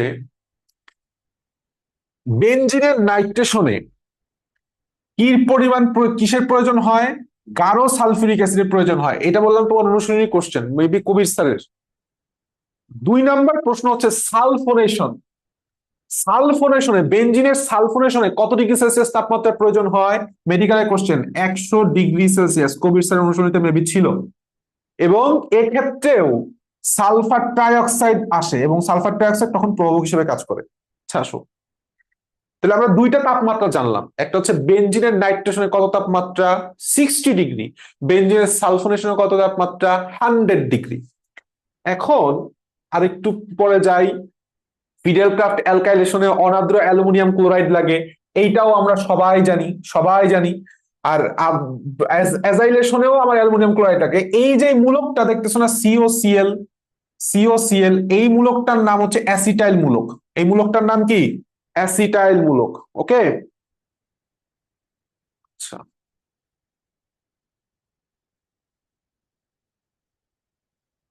বা অ্যাজাইল মূলক, যাই বলো না কেন। আমরা দেখবো হচ্ছে এখান থেকে আর কিছু নাই। অ্যারোমেটিসিটি, অ্যারোমেটিসিটি থেকে আমি তোমাকে হাকেল নিয়ম যেগুলো আছে, হাকেল নিয়ম, এই হাকেল নিয়মটা জাস্ট একটু রিডিং করবা, মুখস্থ করার দরকার নাই, কারণ এটা অ্যাপ্লিকেবল আমরা হাকেল নিয়ম দিয়ে করবো না। আমি তোমাকে শর্টকাট একটা জিনিস শিখাই দেই, তুমি কি মনে রাখবা দেখো। এই জিনিসটা খেয়াল করো, আমি একটু কিছুদিন গত ক্লাসে পড়াইছিলাম সাইক্লোপ্রোপিন ক্যাটায়ন, এর মধ্যে কোনো বেনজিন চক্র আছে নাই? তাহলে বেনজিন চক্র, এন সবসময় নির্দেশ করে হচ্ছে চক্রের সংখ্যা। এখানে কোনো সঞ্চরণশীল পাই ইলেকট্রন চক্রের সংখ্যা নাই, কিন্তু সঞ্চরণশীল পাই ইলেকট্রন আছে দুইটা। তুমি মনে রাখবা যে সাইক্লোপ্রোপিন তো কোনো বেনজিন জাতক নয়, তাহলে এখানে এন সমান শূন্য। আর এই যে বেনজিন, পিরিডিন, ফিউরান, পাইরোল, থায়োল, প্রত্যেকটা হচ্ছে কি চক্র একটা। তুমি সুন্দর মতো অবশ্যই এই চিত্রগুলো আমাদের মাথার মধ্যে রাখতে হবে। তাহলে এখানে চক্র কয়টা? একটা। তাহলে তুমি কিচ্ছু করবা না, তোমাকে যদি আমি বলি যে সঞ্চরণশীল পাই ইলেকট্রনের সংখ্যা কত, তুমি 4n+2, এইখানে এন এর জায়গায় কি বসাই দিবা? 1 বসাই দিবা, দেখো 6 আসে প্রত্যেকটা জায়গায়, 6 6। আর ন্যাপথলিনের মনে রাখতে হবে, ন্যাপথলিন হচ্ছে 2, আর অ্যানথ্রাসিন হচ্ছে n সমান সমান 3। থ্রা, থ্রা, মানে কেমন যেন ত্রা ত্রা ভাব আছে, তাই না? থ্রা ত্রা মানে 3 ত। অ্যানথ্রাসিন n সমান 3, সঞ্চরণশীল পাই ইলেকট্রনের সংখ্যা 14। ন্যাপথলিন, ন্যাপথলিন সেটা হচ্ছে 2, তাহলে সঞ্চরণশীল পাই ইলেকট্রনের সংখ্যা 10। এটা প্রচুর পরিমাণে কোশ্চেন আসছে, সঞ্চরণশীল পাই ইলেকট্রনের সংখ্যা। তোমাকে আর কিচ্ছু লাগবে না, তুমি আর খালি মুখস্থ রাখবা হচ্ছে এন এর মানটা মুখস্থ রাখবা, বাস। এই যে পাইরোল, এখানে এন সমান কত? 1, ফিউরান 1, থায়োফিন 1। নিচের কোনটি পাইরোলের সংকেত, ফিউরানের সংকেত, থায়োফিনের সংকেত, প্রত্যেকটা পিরিডিনের সংকেত, এগুলি বললাম সরাসরি কোশ্চেন আসবে, অর্থাৎ আমাদের এই সংকেতগুলা একদম মাথার মধ্যে মুখস্থ রাখতে হবে। অ্যালিফেটিক অ্যারোমেটিক যোগের পার্থক্য, এই ঘোড়ার ডিম পরে লাভ নাই, ঘোড়ার ডিম পরে লাভ নাই। এখন তোমাকে আমি একটা জিনিস পড়াবো, দেখো সেটা হইতেছে, যদি এটা বইতে আছে তারপর আমি একটু এখান থেকেই পড়ায় যাব, কারণ আছে সেটা হচ্ছে অর্থ প্যারা এবং মেটা নির্দেশক মূলক। খুবই গুরুত্বপূর্ণ একটা টপিক, খুবই গুরুত্বপূর্ণ টপিক। সেটা হইতেছে তোমার, আমি যখন সব ক্লাস মানে টোটাল জিনিসটা আগস্টের মধ্যে শেষ করে তোমার গুছাই নিয়ে আসবো, এরপরে রিভিশনের প্ল্যানটা দেখো ভাই ইনশাল্লাহ। আমি যেমনি তোমার একটু বলবো, তুমি একটু কাইন্ডলি রিভিশনের প্ল্যানটা দিও। আমি আর একটা কথা একদম ফ্র্যাঙ্কলি বলি, সেটা হতেছে উন্মেষ রেটিনা আগস্ট থেকে তোমাকে পেপার ফাইনাল সাবজেক্ট ফাইনাল শুরু হয়ে গেছে, ঠিক আছে? পেপার ফাইনাল সাবজেক্ট ফাইনাল তো আমিও নিচ্ছি। তুমি আগস্টের মধ্যে তোমার ধরো পেপার ফাইনাল সাবজেক্ট ফাইনাল সব দিয়ে শেষ করলা, তারপরে সেপ্টেম্বর অক্টোবর কি কাটবা? ঘাস, কচু কাটবা? কিচ্ছু না, সোজা সাপটা কথা। সেটা হচ্ছে all are doing there business, I am doing there business, everyone doing there business. যাদের যেখানে বিজনেসে যেভাবে মডেলটা চার করায়, তাদের যেভাবে প্রফিট আনা সম্ভব, সহজ কথা বুঝতে পারছো? তারা তোমাকে they see you as a product, not as a student second time, আর যে তারা এত এত কিছু অনেক টাকা খরচ করতেছে, এরকম ওগুলো আমার কাছে আসে যে সেটা হচ্ছে সেকেন্ড টাইম দিবে। বাবা মাই ভর্তি করাইছে অনেক অভাবনটন, তারপরেও 10,000 টাকা অ্যাডভান্স দিয়ে সেকেন্ড টাইমে ভর্তি করাইছে, কিন্তু আলটিমেটলি ফলাফল কিছুই না। সিলেবাস শেষ না হওয়া পর্যন্ত কোনো মডেল টেস্টে পরীক্ষা দিবাও না।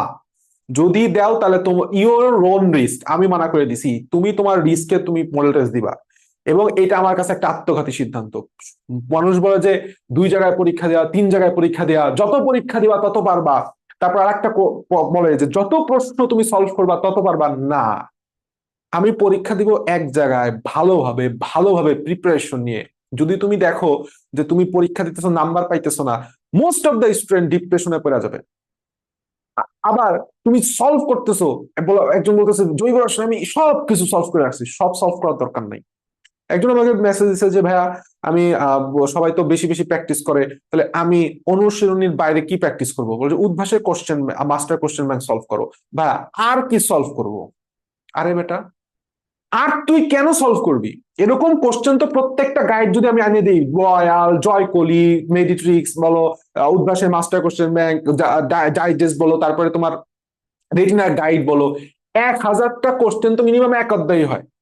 লাভ আছে করে? কোনো লাভ নাই। করতে হবে সংক্ষেপে, যেতে 100 কোশ্চেন আমি সলভ করব, ওইখান থেকে 10টা কোশ্চেন কমন পাবো। ঠিক আছে? সো এই যে স্ক্যাম গুলা, এই স্ক্যাম গুলা থেকে একটু বিরত থাকো।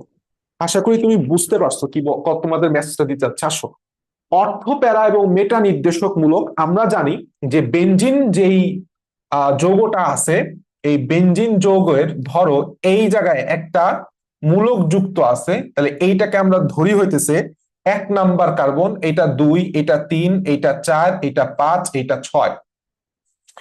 এখন আমরা সবাই জানি যে এই যে পজিশনটা, এই পজিশনটা এই দিক থেকেও ধরা যায়, 1 2 3 1 2 3 সব জায়গায় এই দিক থেকে ধরে। 2 নাম্বার পজিশনটা এটা হচ্ছে আমাদের অর্থ পজিশন। তারপরে কি পজিশন? 3 number position. মনে রাখতে হবে ওই মেয়েটা প্যারা দেয়। কি বলছি আমি আগে ভুলে যেতাম, ওই মেয়েটা কি দেয়? প্যারা দেয়। প্যারা দেয়। তাহলে 3 নাম্বার পজিশন যেটা, সেটা কি? মেটা পজিশন। সেটা কি পজিশন? মেটা পজিশন। আর এই যে পজিশনটা সেটা হচ্ছে আমাদের প্যারা পজিশন। তাহলে তোমাকে আমি যেটা বুঝাইতে চাচ্ছি, অর্থ পজিশন বা অর্থ প্যারামূলক কোন দুইটা কার্বনে ইলেকট্রনের ঘনত্ব বৃদ্ধি করে, নামটা তো আসছে ওই জায়গা থেকেই। 2 নাম্বার আর 4 নাম্বার। আর মেটা নির্দেশক যত মূলক আছে, কত নাম্বার কার্বনে ইলেকট্রনের ঘনত্ব বৃদ্ধি করে? 3 নাম্বার কার্বনে। তাই না? খুব সহজ, কিন্তু গুরুত্বপূর্ণ এমসিকিউ দুইটা বলে আমি তোমার বলে দিছি। এখন আসো, তোমাকে বলবে যে নিচের কোনটি অর্থপ্যারা নির্দেশক মূলক, নিচের কোনটা মেটা নির্দেশক মূলক। আমি একটু একজনের কাছ থেকে শুনতে চাই, আচ্ছা মিফতা আপু, একটু করো তো, আনমিউট করো তো। ধরো আমি তোমাকে বললাম যে এই জিনিস তুমি মুখস্থ করবা না, তাহলে তুমি কিভাবে চিনবা অর্থপ্যারা নাকি সেটা মেটা?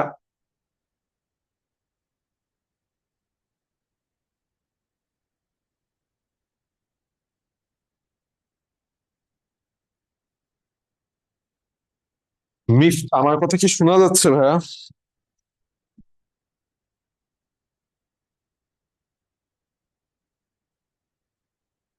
ভাইয়া ওই যে অর্থপেরা যেগুলো ওইগুলো লুইস খার এরকম। না, আর একটু ভাবো তো, কি বিষয়টা হইতে পারে? ধরো আমি তোমায় বললাম একদম মুখস্থই করবা না, দেখবা আর উত্তর দিবা। জানি না। আচ্ছা ঠিক আছে। বিষয়টা হচ্ছে, এর না জানা কোনো দোষের কিছু না, সমস্যা নাই। আমি তোমার সুন্দর হিসাব দিই। সেটা হইতেছে, যখন তুমি দেখতেছো, ধরো ডাবল বন্ড হইলেই বা যে সেটা মেটা হবে, সিঙ্গেল বন্ড হইলেই যে সেটা হবে, তাসনিম, এখানেও আর একটু স্পেসিফিক হইতে হবে, মানে ক্লিয়ার কনসেপ্ট থাকতে হবে। ধরো এটা হচ্ছে বেনজিন। এখন বেনজিনের সাথে ধরো যে কোনো যৌগ XYZ ABC, একটা যৌগ আছে। এই যৌগ বা পরমাণু আছে, সেটা কার্বন পরমাণু হইতে পারে, সালফার হইতে পারে, সেটা নাইট্রোজেন হইতে পারে, যা কিছু হইতে পারে। এই যেই পরমাণুটা বেনজিনের কার্বনের সাথে সরাসরি বন্ধনে যুক্ত, তার মধ্যে যদি কোনো ডাবল বন্ড থাকে তাহলে সেটা মেটা। তাহলে সেটা কি? মেটা। যদি সরাসরি কোনো ডাবল বন্ড না থাকে তখন সেটা অর্থপ্যারা। দেখো, দেখো, NO2 ভাঙলে তুমি দেখতে পাবা, এর মধ্যে কি আছে? এন এর সাথে ডাবল বন্ডে ও আছে, এইভাবে হচ্ছে ওর অবস্থান করে। সালফার, এস এর উপরে ডাবল বন্ড, CN ডাবল, এখানে তো ট্রিপল বন্ড আছে, ট্রিপল বন্ড থাকতে পারে, ডাবল বন্ড থাকতে পারে। C double O bond, C এক পাশে ডাবল ও আর এক পাশে OH। এটা কি? Bond C double O H. এটা কি? ডাবল বন্ডে সিও। এটা কি? সেম। তার মানে তোমাকে আমি কথাটা বুঝাইতে পারছি? তুমি জাস্ট দেখবার উত্তর দিবা, মুখস্থ করার কোনো দরকারই নাই। মুখস্থ করার কোনো দরকারই নাই। যেইখানে সরাসরি ডাবল বন্ড যুক্ত আছে, যেই সকল যৌগ আমরা সবাই জানি, নাইট্রোমূলকে ডাবল বন্ড আছে, SO3 তে ডাবল বন্ড আছে, CN এর ট্রিপল বন্ড আছে, সি ডাবল যে ডাবল বন্ড আছে, সেটা আমরা সবাই জানি। হুম। তাহলে এরা কি হবে? এরা কি হবে? অর্থপ্যারা না মেটা? মেটা নির্দেশকমূলক। সাধারণত যারা মেটা নির্দেশকমূলক হয় তারা বেনজিন বলা হয় নিষ্ক্রিয়কারী মূলক হয়, আর যারা অর্থপ্যারা নির্দেশক হয় তারা সক্রিয়কারী মূলক হয়। Except, except halogen. মনে রাখতে হবে, লিখে রাখো পাশে, সেটা হচ্ছে হ্যালোজেন সমূহ, হ্যালোজেন সমূহ, হ্যালোজেন সমূহ অর্থপ্যারা নির্দেশক হলেও, অর্থপ্যারা নির্দেশক হলেও, নির্দেশক হলেও তারা বেনজিন বলয়, তারা বেনজিন বলয় নিষ্ক্রিয়কারী মূলক। ঠিক আছে,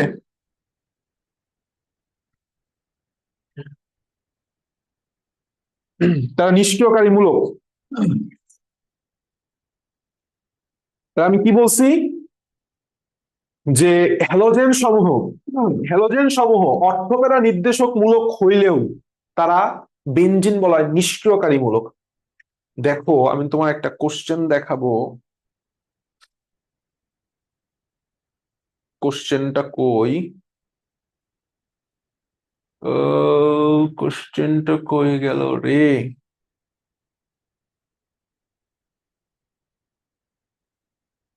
কোশ্চেনটা কই গেল রে, এই যে দাঁড়াও,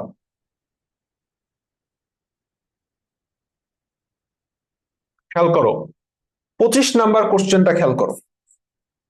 কোন মূলকটি বেনজিন চক্রে সক্রিয় করে? এখন তুমি যদি খালি পড়ে যাও যে অর্থপ্যারা সক্রিয় করে, তুমি তো সি আর ডি এর মধ্যে গুলায় ফেলবা, সি আর ডি এর মধ্যে গুলায় ফেলবা। মনে রাখতে হবে সি এর ঋণাত্মক আবেশীয় ফলাফল ইজ গ্রেটার দেন ধনাত্মক মেসোমারিক ফলাফল। আমরা একটু পরে পড়বো। দ্যাটস ওয়াই আমাদের ক্লোরিন মূলকটা সক্রিয় করে না। এইটা তাহলে অর্থপ্যারা মূলক, কারণ কি? কারণ কি? কারণ এখানে এন, এর সাথে একটা হাইড্রোজেন, এই পাশে সি, ডাবল বন্ডে ও, বন্ড CH3। আমার তো অ্যাকচুয়ালি বেনজিনের সাথে যুক্ত থাকবে কে? নাইট্রোজেন। তাই নাইট্রোজেনে কি সরাসরি কোনো ডাবল বন্ড আছে? নাই। তাহলে এটা কি অর্থপ্যারা, একই সাথে সক্রিয়। নিচের দিকে কোশ্চেনটা খেয়াল করে, এটা কবির স্যারের একদম অনুশীলনী কোশ্চেন, ভেরি মাচ ইম্পর্টেন্ট। নিচের কোন মূলকটি বেনজিন চক্রকে নিষ্ক্রিয় করে? সবই তো অর্থপ্যারা নির্দেশক, সবই তো অর্থপ্যারা নির্দেশক।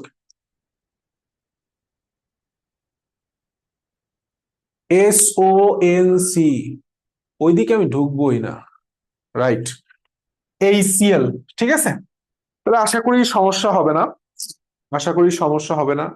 ফিউরানে কতগুলো ডিলোকালাইজ? আরে ফিউরানের এন কত? এন সমান সমান 1। ডিলোকালাইজ মানে সঞ্চারণশীল, কত হবে? 6টা। বাস, এগুলি পারবো, এগুলি আমি সলভ করাই দিব, সলভ করাই দিব ভাই। ট্রাস্ট মি অর নট, আমি এত এখন তোমাদের বলতেছি, তুমি সলভ করে, তুমি সলভ করবা। যখন আমাদের সব শেষ হয়ে যাবে তখন একদম অনুশীলনীর মানে ঝাঁঝরা করে ফেলাই দেওয়া হবে, সমস্যা নাই। ঝাঁঝরা মানে ঝাঁঝরা, A to Z ঝাঁঝরা করে ফেলাই দেওয়া হবে একদম। বইয়ের মাস্টার কোশ্চেন ব্যাংকের উপর ক্যামেরা ফেলায় কিভাবে সলভ করতে হবে। মাস্টার কোশ্চেন ব্যাংক এমন একটা জিনিস, উদ্ভাসের একটা মাস্টারপিস, ঠিক আছে। এখান থেকে তুমি 75টা কোশ্চেনের মিনিমাম 50টা কোশ্চেন পাওয়া যাবে, যে মোটামুটি বেসিক জিনিস পারে আর কোশ্চেন ব্যাংকটা সলভ করছে। আচ্ছা আসো আমরা একটু ভেতরে ঢুকি। আহ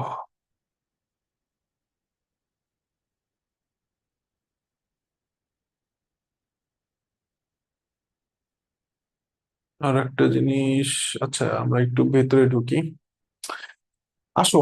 সেটা হচ্ছে অ্যালিফেটিক এবং অ্যারোমেটিক যৌগের বিক্রিয়া সমূহের মধ্যে আমরা এখন একটু ঢুকবো।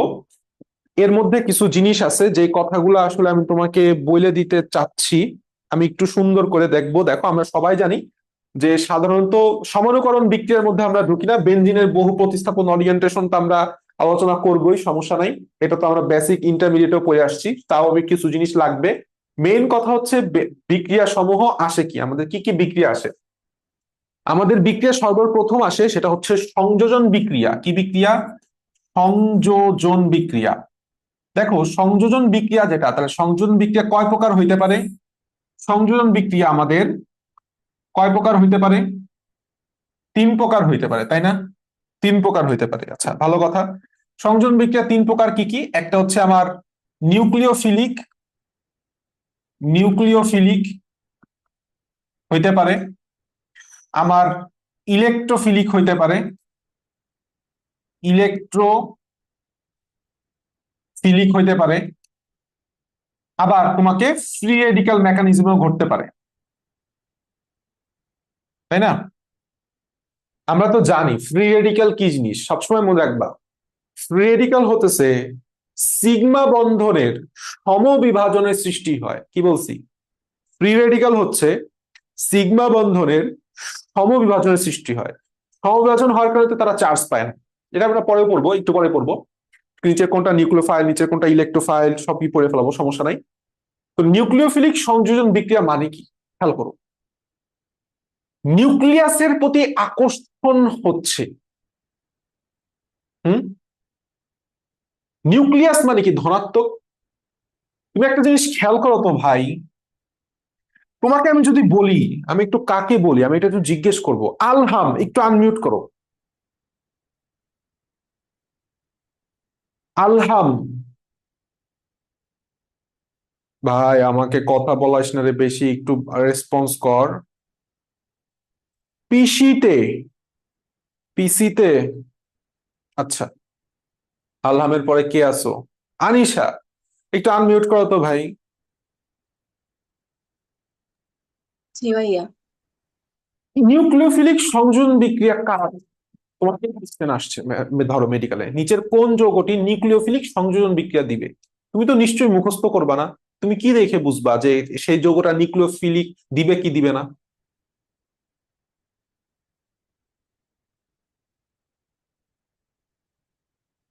তুমি আমাকে এইটা খালি বলো যে কারা কারা নিউক্লিওফিলিক সংযোজন বিক্রিয়া দেয়।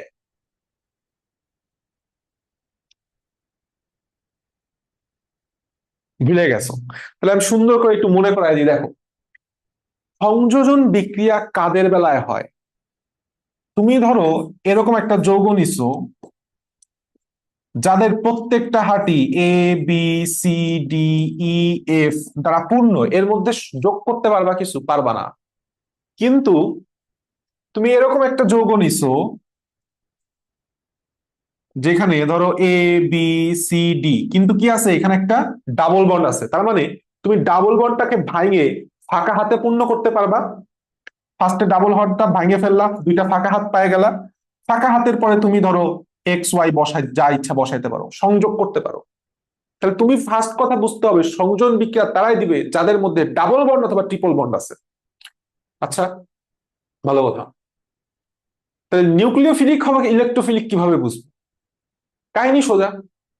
কাহিনী কি সোজা? খুবই সোজা, আমি তোমাকে বুঝাই বলি।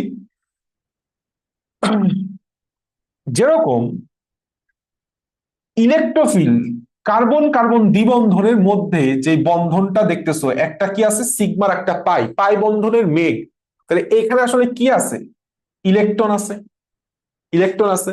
তাহলে যখন এইখানে সংযোজনটা ঘটবে, ইলেকট্রনের প্রতি আকর্ষণ হয়ে সংযোজনটা আসবে।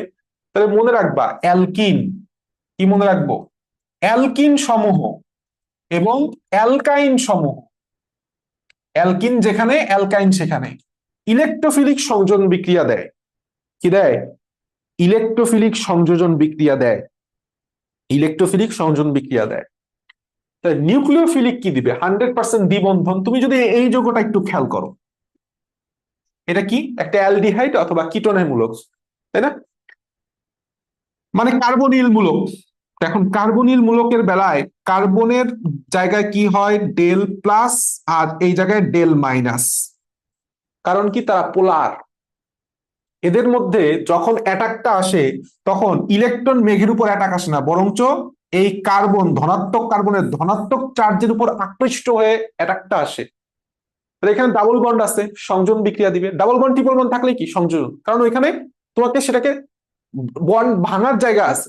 একক বন্ধনে বন্ড ভাঙার জায়গা নাই, বসার জায়গা নাই, সম্পৃক্ত হয়ে গেছে। আর এখানে অসম্পৃক্ত, একজন দুইটা চেয়ার নিয়ে আছে, তুমি একজনের চেয়ার কাইড়ে নিতে পারো।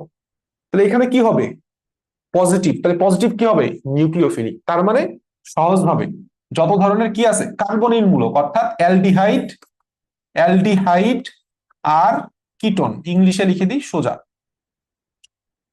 সংযোজন বিক্রিয়া আমি কিছুক্ষণ আগেই আমি এটা লিখে দিছি, এবং এটা ডেন্টালে আইসে গেছে যে ফ্রি রেডিক্যাল সংযোজন বিক্রিয়া এক জায়গায় হবে, সেটা হচ্ছে অ্যারোমেটিক যৌগ তথা বেনজিন। অ্যারোমেটিক যৌগ বা বেনজিন, পাশে অবলিক দিয়ে লেখা রাখো অ্যারোমেটিক।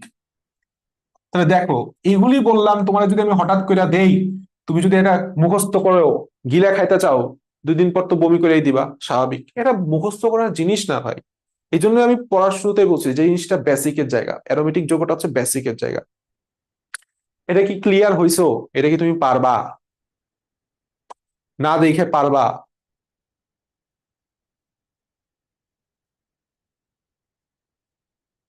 সি সি সি, ঠিক আছে, ক্লিয়ার। ক্লিয়ার, একজন ক্লিয়ার ভাইয়া।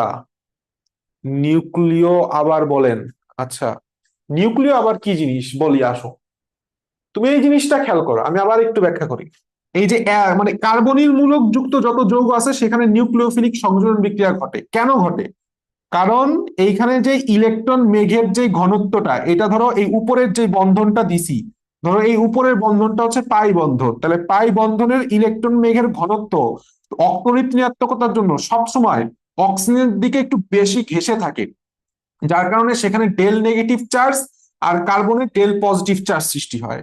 ফলে আলটিমেটলি আমার অ্যাটাকটা আসে হচ্ছে এই পজিটিভ চার্জের কার্বনের উপর। তাহলে যেহেতু পজিটিভ চার্জ আসতেছে, তাহলে সেটা কি হবে? নিউক্লিওফিলিক সংযোজন। নিউক্লিয়াস, নিউক্লিয়াস মানে পজিটিভ। এখন আশা করি বুঝতে পারছো।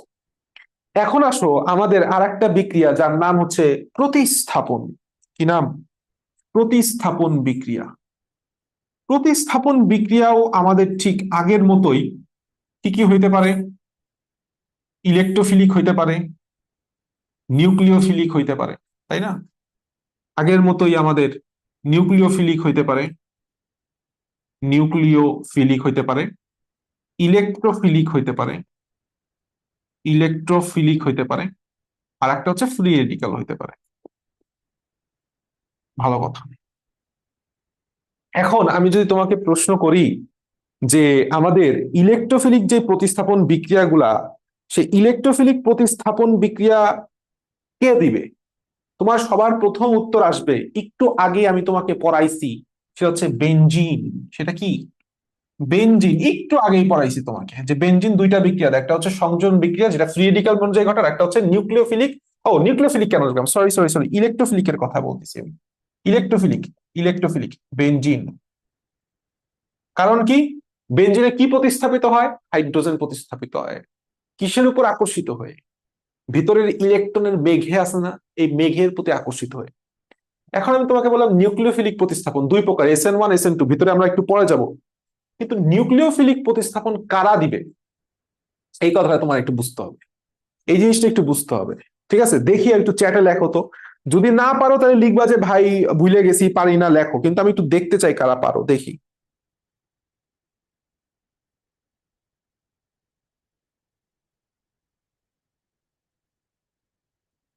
কারো লেখার বালাই নেই। কোশ্চেন বুঝো নাই? নিউক্লিওফিলিক প্রতিস্থাপন কারা দিবে, কোন সকল যৌগ দিবে?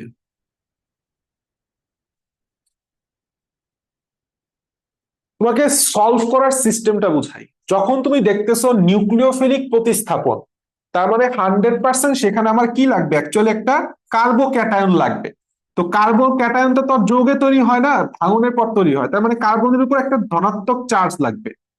কার্বনের উপর একটা ধনাত্মক চার্জ। এখন তুমি কি করাইতেছো? প্রতিস্থাপন। খেয়াল করো, কথা বুঝো। প্রতিস্থাপন করাইতেছো, নিউক্লিওফিলিক প্রতিস্থাপন করাইতেছো, তার মানে একজনকে তুমি সরাই দিয়ে তার এগেনস্টে বসতেছো। দেখো, আমি যদি তোমাকে এই যৌগটার কথা বলি, ধরো আর এর সাথে একটা সিএল যুক্ত আছে, তাহলে সিএল এ কি হচ্ছে?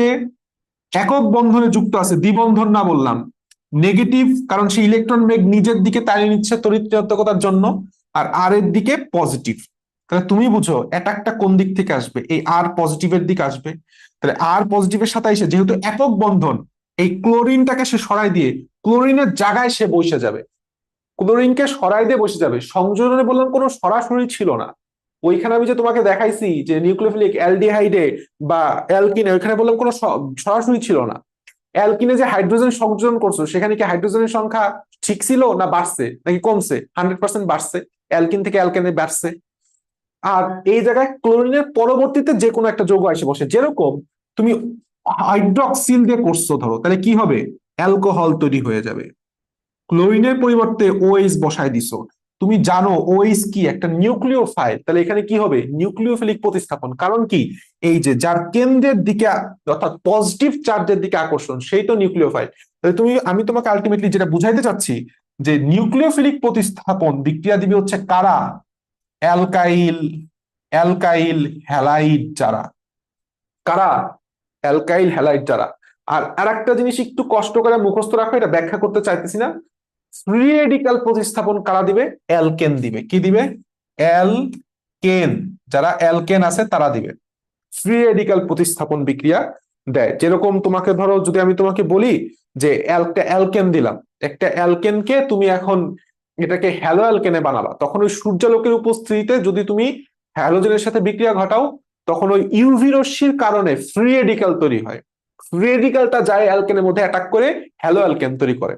ঠিক আছে? Methyl alkane, ethyl alkane, propyl alkane. তাহলে এই যে ছকটা আমি তোমাকে লিখাইলাম, এই ছকটা খুবই খুবই খুবই ইম্পর্টেন্ট। লাস্ট আর একটা বাকি আছে। লাস্ট বাকি আছে হচ্ছে অপসারণ বিক্রিয়া। কি বিক্রিয়া? অপসারণ বিক্রিয়া মানে কি? এখানে তুমি কোনো কিছু প্রতিস্থাপন করবে না, অর্থাৎ কোনো কিছু এসে বসবে না, বরঞ্চ যা ছিল সেটাকে অপসারণ করতে হবে। তার মানে কি? যেখানে একক বন্ধন ছিল সেখানে কি তৈরি হবে? একটা অপসারণ করলে দ্বিবন্ধন তৈরি হবে। তো একক বন্ধন থেকে দ্বিবন্ধন তৈরি করার প্রক্রিয়া। দ্বিবন্ধন যুক্ত কি আছে? অ্যালকিন, অ্যালকাইন আছে, নাহলে কিটোন আছে, অর্থাৎ অ্যালডিহাইড আছে। এটা কি দ্বিবন্ধন? মানে আমি তোমাকে বুঝাতে চাচ্ছি অপসারণ বিক্রিয়ায় কি তৈরি হয়? দ্বিবন্ধন অথবা ত্রিবন্ধন তৈরি হয়। দ্বিবন্ধন অথবা ত্রিবন্ধন তৈরি হয়। দেখো, অপসারণ বিক্রিয়া দুই প্রকার, এর মধ্যে কোনো ফ্রি রেডিকাল মেকানিজম নাই। এটাই মজার বিষয়। একটা হচ্ছে ইলেকট্রোফিলিক, ইলেকট্রোফিলিক, আর একটা হচ্ছে নিউক্লিওফিলিক। আর একটা কি? নিউক্লিওফিলিক। এখন তুমি আমাকে বলো তো, সেটা হইতেছে, ধরো আমি একটা আহ হ্যালো অ্যালকেনকে, হ্যালো অ্যালকেন থেকে অ্যালকিন তৈরি করলাম। হ্যালো অ্যালকেন ছিল এরকম, বিক্রিয়াটা ছিল এরকম, এই যে যেরকম ধরো আর সি এল এর সাথে কে ও এইচ দিসি। এখন এই কে ও এইচ এর উপর ডিপেন্ড করবে তুমি কি পাবা। যদি তুমি এটাকে অ্যালকোহলিক দাও, তখন সেখান থেকে অ্যালকিন পাওয়া যাবে। কি পাবা? অ্যালকিন পাবা। এখন এই যে বিক্রিয়াটা, এই বিক্রিয়াটা ইলেকট্রোফিলিক না নিউক্লিওফিলিক, এটা আমাকে একটু জানাও তো, আমি একটু দেখি। একটু ইসে জানাও।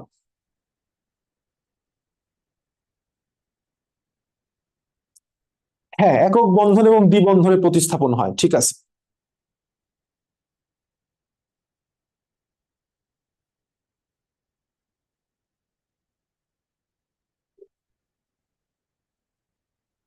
Exactly, exactly Anisha, thank you. তুমি বুঝতে পারতেছো যে এখানে নেগেটিভ হবে, এখানে কিছুটা পজিটিভ হবে।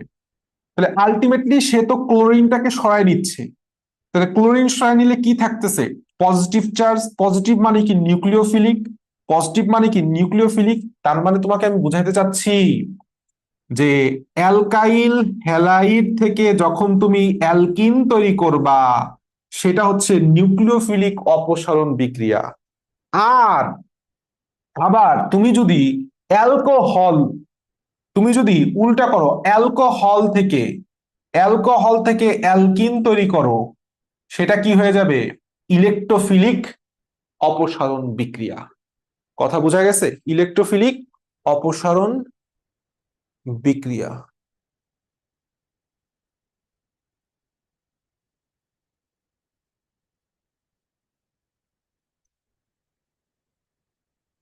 ওএইচ নিউক্লিওফিলিক মানে কি? বুঝি নাই।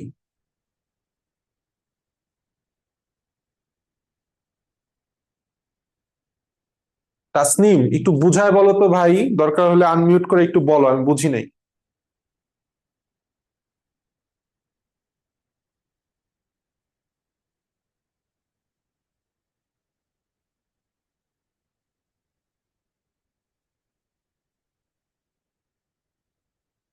ওএইচ,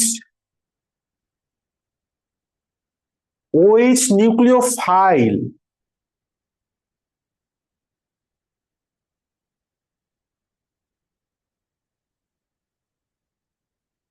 হুম, ঠিক আছে, ঠিক আছে। তাহলে নিউক্লিওফাইল যদি হয় সেটাকে তুমি যদি অপসারণ করে দাও তাহলে 100% বিক্রিয়াটা কি হবে? ইলেকট্রোফিলিক অপসারণ হবে। বাস, তোমার কাজ হইতেছে এখন এই যে ছকটা লেখাই দিলাম, এই ছকটা খুবই গুরুত্বপূর্ণ জিনিস।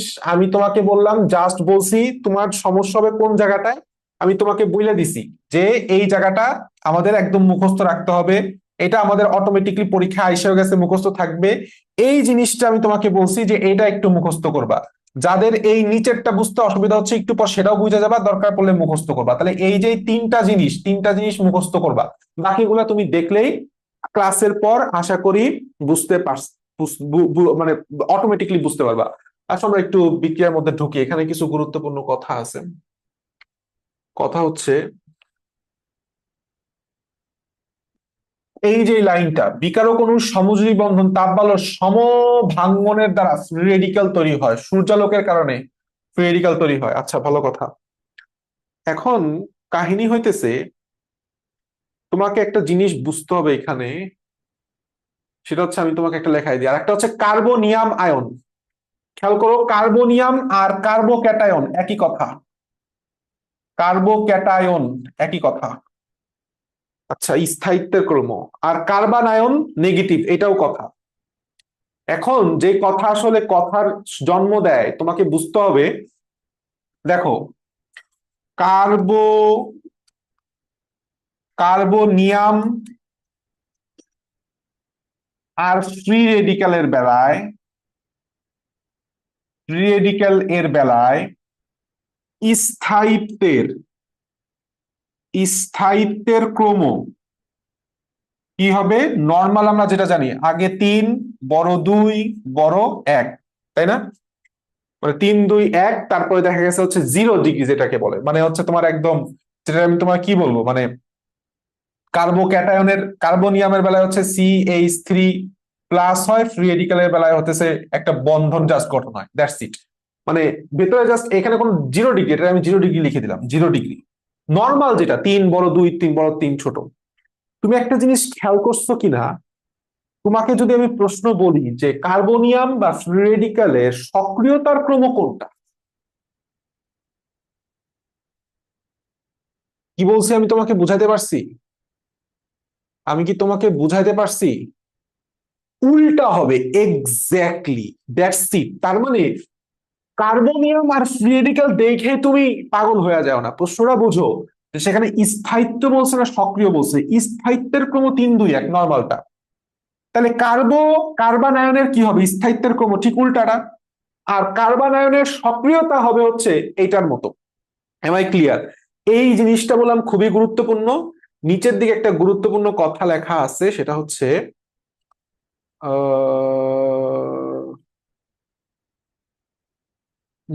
আচ্ছা, আমরা এখন একটু ইসের মধ্যে ঢুকবো, সেটা হইতেছে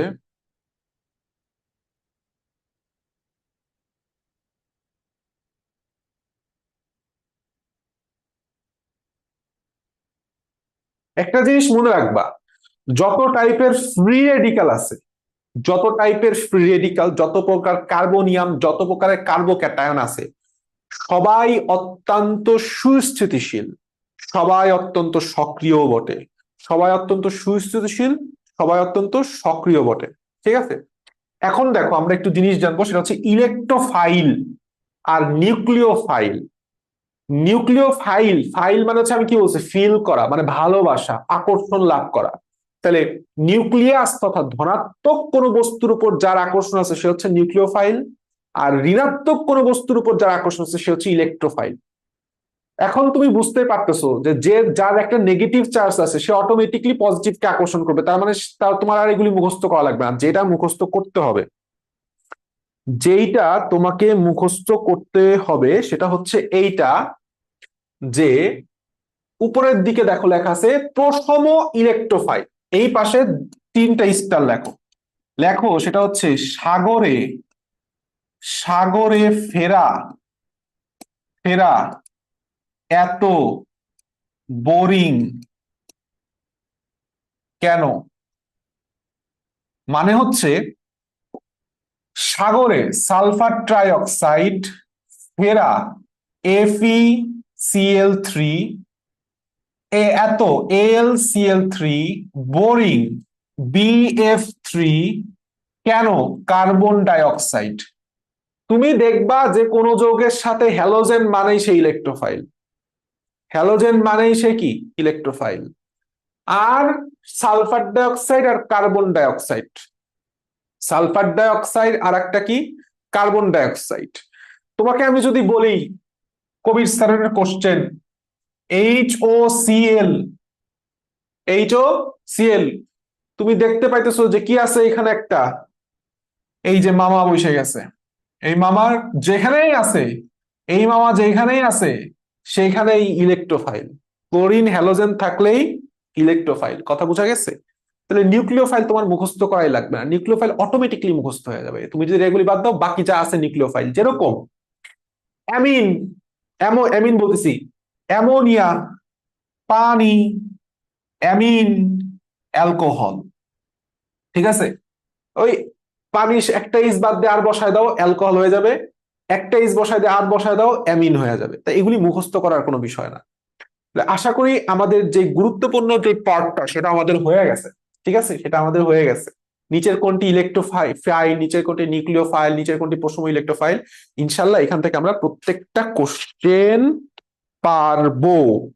আমি যদি তোমাকে বলি ZnCl2, ZnCl2 এটা কি? তোমার কিছু বোঝা লাগবে যে এটা কি ইলেকট্রোফাইল না নিউক্লিওফাইল? কিছু বোঝা লাগবে? কি লিখবা?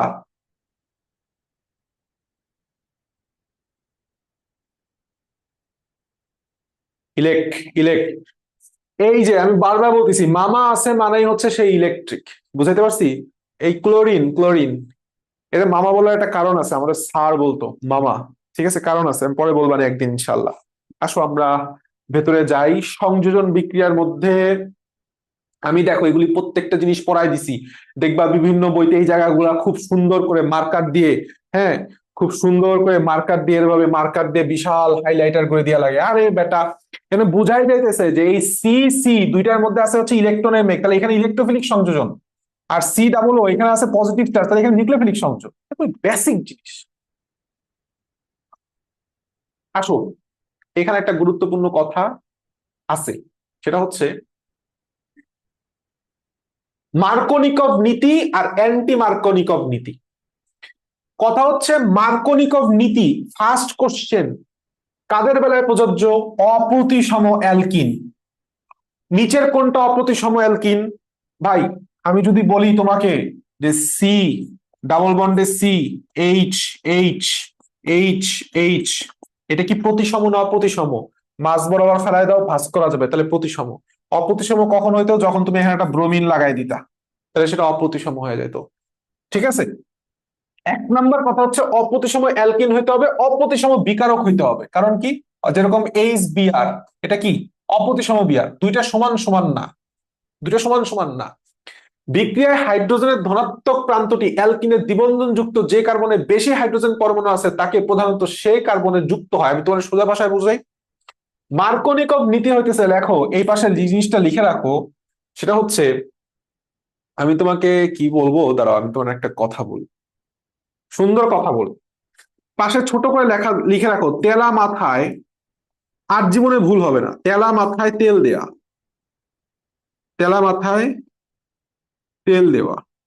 যেরকম ধরো আমার মেডিকেলে এক সময় ছাত্রলীগের পাঁচ আসছে, এরকম কিছু ব্যাচমেট জুনিয়র সিনিয়র ছিল যারা ছাত্রলীগের আন্ডারে ভাইদের পা চাইতে ভালো ভালো রুম নিছে, ক্যান্টিনে টাকা রাখাইছে। এখন এরা ছাত্র দলের পা চাটে। ঠিক আছে, ছাত্র দলের পা চাটে। এখন পা চাইতে তারা বিভিন্ন সামনে ছাত্র দলের পোস্ট পদবি নিবে। তাহলে এই এই যে জিনিসটা, এটা হচ্ছে তেলা মাথায় তেল দেয়া। এমনিতে তার তেল দেওয়ার দরকার নাই রে ভাই, বুঝো নাই? তেল দেওয়ার দরকার নাই, তুমি আরো তারে তেল দিতেছো। ধরো সে এমনিতেই সুন্দর এবং তার যথেষ্ট ধন দৌলত সবাই আসছে, তারপর তুমি বলতেছো যায় যে খুব মানে খুব সুন্দর, খুব অ্যাপ্রিসিয়েট করতেছো। ঠিক আছে, স্টোরি রিপ্লাই দিতেছো, হ্যাঁ ইনস্টাতে ধরো স্টোরি রিপ্লাই দিতেছো। তাহলে এই জিনিসগুলা কি আসলে? এই জিনিসগুলো হচ্ছে তেলা মাথায় তেল দেওয়া। তো মার্কোনিকভ নীতি হচ্ছে তেলা মাথায় তেল দেওয়া। তোমাকে প্রশ্নটা হবে যে প্রোপিনের সাথে হাইড্রোজেন ব্রোমাইডের বিক্রিয়ায় নিচের কোনটি প্রধান যৌগ? আমি কি বলছি? প্রধান যৌগ কোনটা হবে? তেলা মাথায় তেল দেওয়া। তুমি কিচ্ছু বুঝবা না। তুমি দেখতেছো হাইড্রোজেন সংখ্যা কার বেশি আছে? ডাবল বন্ড কোন দুইটার মধ্যে? এইটার এইটা, তার মধ্যে এইটার সাথে হাইড্রোজেন সংখ্যা বেশি, তাহলে এইখানে আরো তেল ঢুকায় দাও, মানে এই হাইড্রোজেনটা এইখানে যুক্ত করে দাও, ব্রোমাইনটা এইখানে যুক্ত করে দাও, তাহলে দেখো আমাদের এই যৌগ পাই যেতেছো। এইটা হচ্ছে প্রধান যৌগ 90%, 2 ব্রোমোপ্রোপেন আর 1 ব্রোমোপ্রোপেন। এখন তাহলে আমরা প্রশ্ন পাচ্ছি, এখন উল্টা রাশি অ্যান্টি মার্কোনিকভ নীতি বা খাটাইশের নীতি, আমি বলি খাটাইশের নীতি, আসলে উচ্চারণটা হচ্ছে খারাসের নীতি। খারাসের নীতি প্রধান এবং প্রধান শর্ত হচ্ছে একটা জৈব পারঅক্সাইড লাগবে। কি লাগবে? জৈব পারঅক্সাইড লাগবে, যেরকম R OO R। জৈব পারঅক্সাইডের উপস্থিতিতে প্রোপিন হাইড্রোজেন ব্রোমাইড, এটা কি হবে? উল্টা নিয়ম ঘটবে। তাহলে উল্টা নিয়ম আমরা বুঝতে পারবো যদি মার্কোনিকভ নীতি পারি। যদি মার্কোনিকভ নীতি পারি, আমরা পারবো না ইনশাল্লাহ? অবশ্যই পারবো, উল্টাটা হয়ে যাবে, দ্যাটস ইট। তবে এখানে 90-10 হবে না, এখানে 99 আর 1% হবে। আমি কি তোমাকে বুঝাইতে পারছি? আমি কি মার্কোনিকভ নীতিটা সংক্ষেপে বুঝাইতে পারছি তোমাকে? জি জি জি জি জি জি জি জি। আচ্ছা, ঠিক আছে। এখন আসো, আমরা একটা গুরুত্বপূর্ণ জিনিস জানবো। আমরা জানি মার্কোনিকভ নীতির বেলায় কি হয়। মার্কোনিকভ নীতি হচ্ছে, যেহেতু ডাবল বন্ডা এসে যুক্ত হইতেছে, তাহলে এটা হচ্ছে ইলেকট্রোফিলিক সংযোজন বিক্রিয়া। মার্কোনিকভ নীতি হচ্ছে ইলেকট্রন আকর্ষী বা ইলেকট্রন একটি আয়নিক বিক্রিয়া। কিন্তু যেহেতু আর আমরা ওইখানে জৈব পারঅক্সাইড ব্যবহার করতেছি অ্যান্টি অ্যান্টি মার্কোনিকভ নীতিতে, অ্যান্টি মার্কোনিকভ নীতিটা হচ্ছে ফ্রি রেডিক্যাল মেকানিজমে ঘটে। এই দুইটা কথা আমাদের জানতে হবে, এই দুইটা কথা আমাদের জানতে হবে। ইলেকট্রন আকর্ষী মানে কি? ওইখানে নিউক্লিওফাইল সৃষ্টি হইতেছে, তাহলে নিউক্লিওফাইল সরি ইলেকট্রোফাইল সৃষ্টি হইতেছে, তাহলে ইলেকট্রোফাইলে অবশ্যই একটা চার্জ থাকবে, পজিটিভ চার্জ থাকবে। আর ফ্রি রেডিক্যাল তো মেকানিজম আমরা জানি। খারাসের নীতি কেবলমাত্র এবং কেবলমাত্র হাইড্রোজেন ব্রোমাইড সংযোজনে কার্যকর হয়। এদের বেলায় তুমি কোনো কার্যকর পাবা না, অর্থাৎ হ্যালাইড হলেই হবে না, ব্রোমাইড লাগবে। এখান থেকে আর সেরকম কিছু তোমাকে পড়াবো না আমি। এই যে একটা কোশ্চেন এসে গেছে, নিচে কোনটি অপ্রতিসম অ্যালকিন? এই যে বিক্রিয়াটা আছে, এই বিক্রিয়াটা খুবই চমৎকার, একদম ঠাডা মুখস্থ রাখতে হবে। অ্যালকাইনে পানি সংযোজন করে আমরা কি পাই? অ্যাসিটাল ডিহাইড পাই, এবং এক্ষেত্রে 2% মার্কিউরিক সালফেট আর 20% সালফিউরিক অ্যাসিড প্রয়োজন হয়। ভেরি মাচ ইম্পর্টেন্ট, এই জিনিসটা খুবই গুরুত্বপূর্ণ, খুবই খুবই খুবই গুরুত্বপূর্ণ। বিক্রিয়াটা একদম টানা মুখস্থ রাখতে হবে আমাদের, একদম টানা। আহ এখান থেকে সেরকম কিছু পড়ার নাই। এই জায়গায় একটা কোশ্চেন আছে ভেরি মাচ ইম্পর্টেন্ট, সেটা হচ্ছে হেক্সামিন। হেক্সামিনের প্রথম কোশ্চেন, রিউম্যাটিক ফিভার বা বাতজ্বর এবং প্রস্রাবের থলি সংক্রান্ত প্রদাহ ওষুধ রূপে ব্যবহৃত হয় কে? হেক্সামিন। এখন হেক্সামিন তৈরি করব কিভাবে? ফরমালিন থেকে, নট ফর্মালডিহাইড, এই কথা মাথায় রাখবা। ফর্মালডিহাইডের 40% দ্রবণকে ফরমালিন আর গাঢ় অ্যামোনিয়ার দ্রবণ। কি বলছি? হেক্সামিন প্রস্তুতিতে কি পাবো, কি লাগবে? ফরমালিন আর গাঢ় অ্যামোনিয়ার দ্রবণ। এইটা মিলিত করে একটা চাকরির যৌগ গঠন করে, জানা হচ্ছে হেক্সামিন, যেটা প্রস্রাবের থলির ব্যথা সংক্রান্ত আর প্রদাহ সংক্রান্ত আর বাতজ্বরের কাজে লাগে। এখান থেকে আর কিছু আমাদের লাগবে না, এটুকু করলেই হবে, পৃষ্ঠায় নাই। এখন আসো আমাদের খুবই খুবই খুবই মজার, কি বলবো, একটা টপিক, সেটা হচ্ছে অ্যালডল ঘনীভবন বিক্রিয়া আর ক্যানিজারো বিক্রিয়া। তোমাকে সহজ সবটা কথা বলি, তোমাকে প্রশ্ন করবে নিচের কোনটা অ্যালডল ঘনীভবন দিবে, নিচের কোনটা অ্যালডল ঘনীভবন দিবে না, নিচের কোনটা অ্যালডল ঘনীভবন দিবে, নিচের কোনটা অ্যালডল ঘনীভবন দিবে না। ঠিক আছে, এখন তুমি আমার একটা কথা বলো, সবসময় মনে রাখবা, দেখো অ্যালডল, অ্যালডল নামের মধ্যেই আলফা আলফা একটা ভাইব আছে। কি ভাইব আছে? আলফা আলফা একটা ভাইব আছে।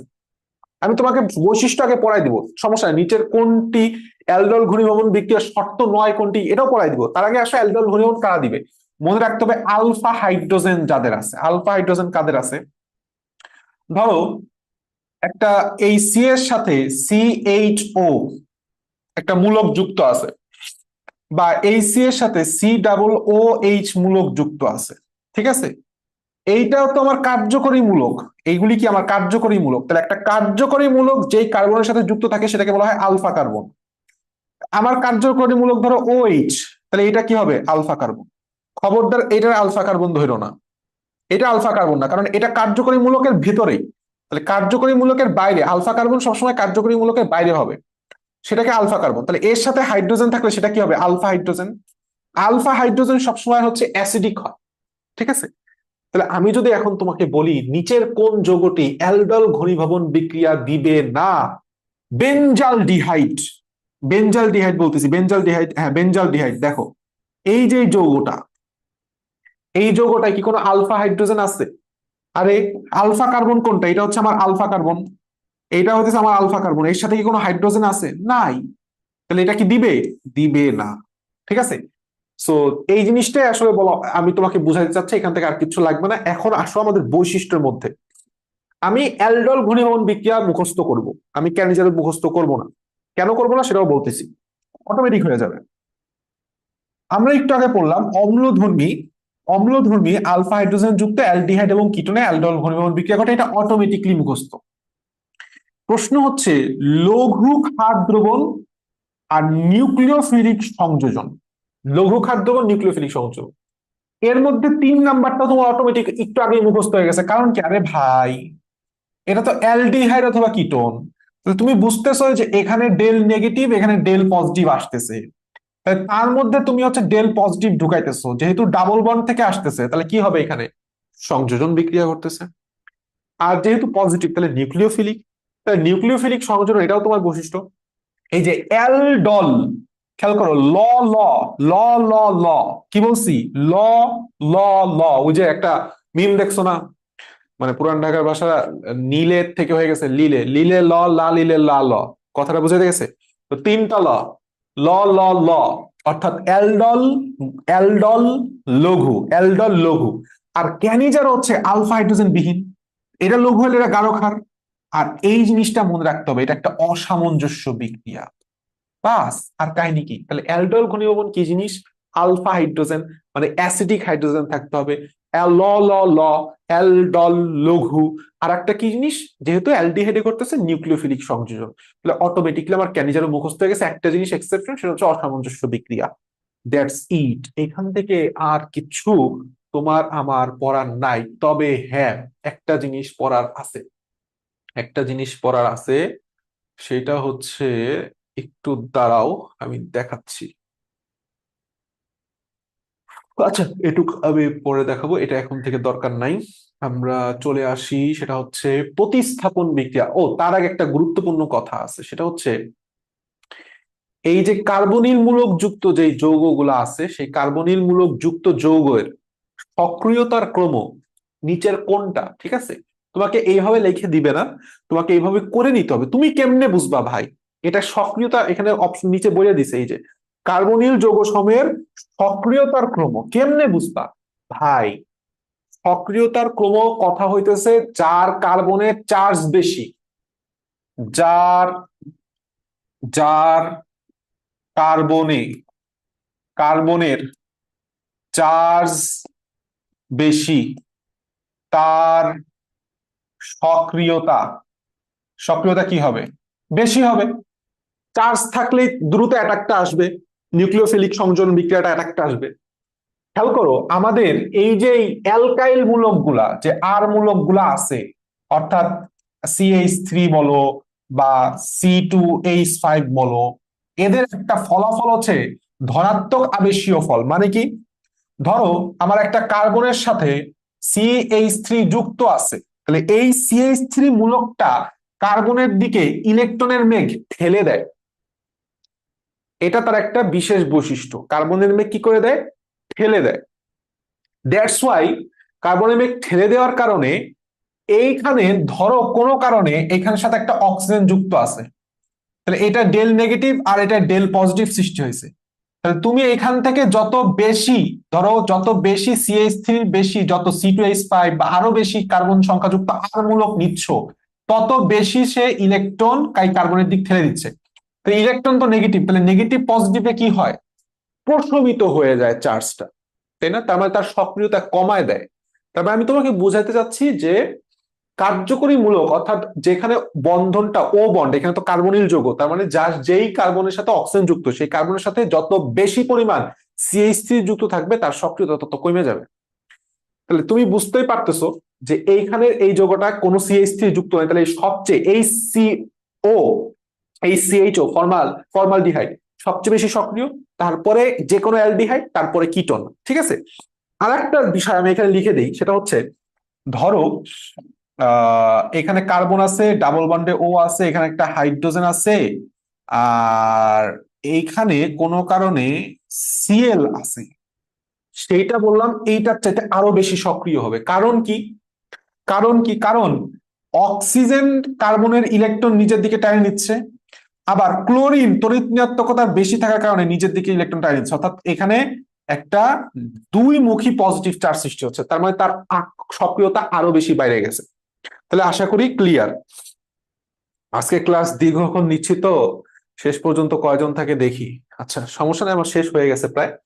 এখন আসো, আমাদের প্রতিস্থাপন বিক্রিয়া দুই প্রকার আমরা জানি, সেটা হচ্ছে SN1 আর SN2।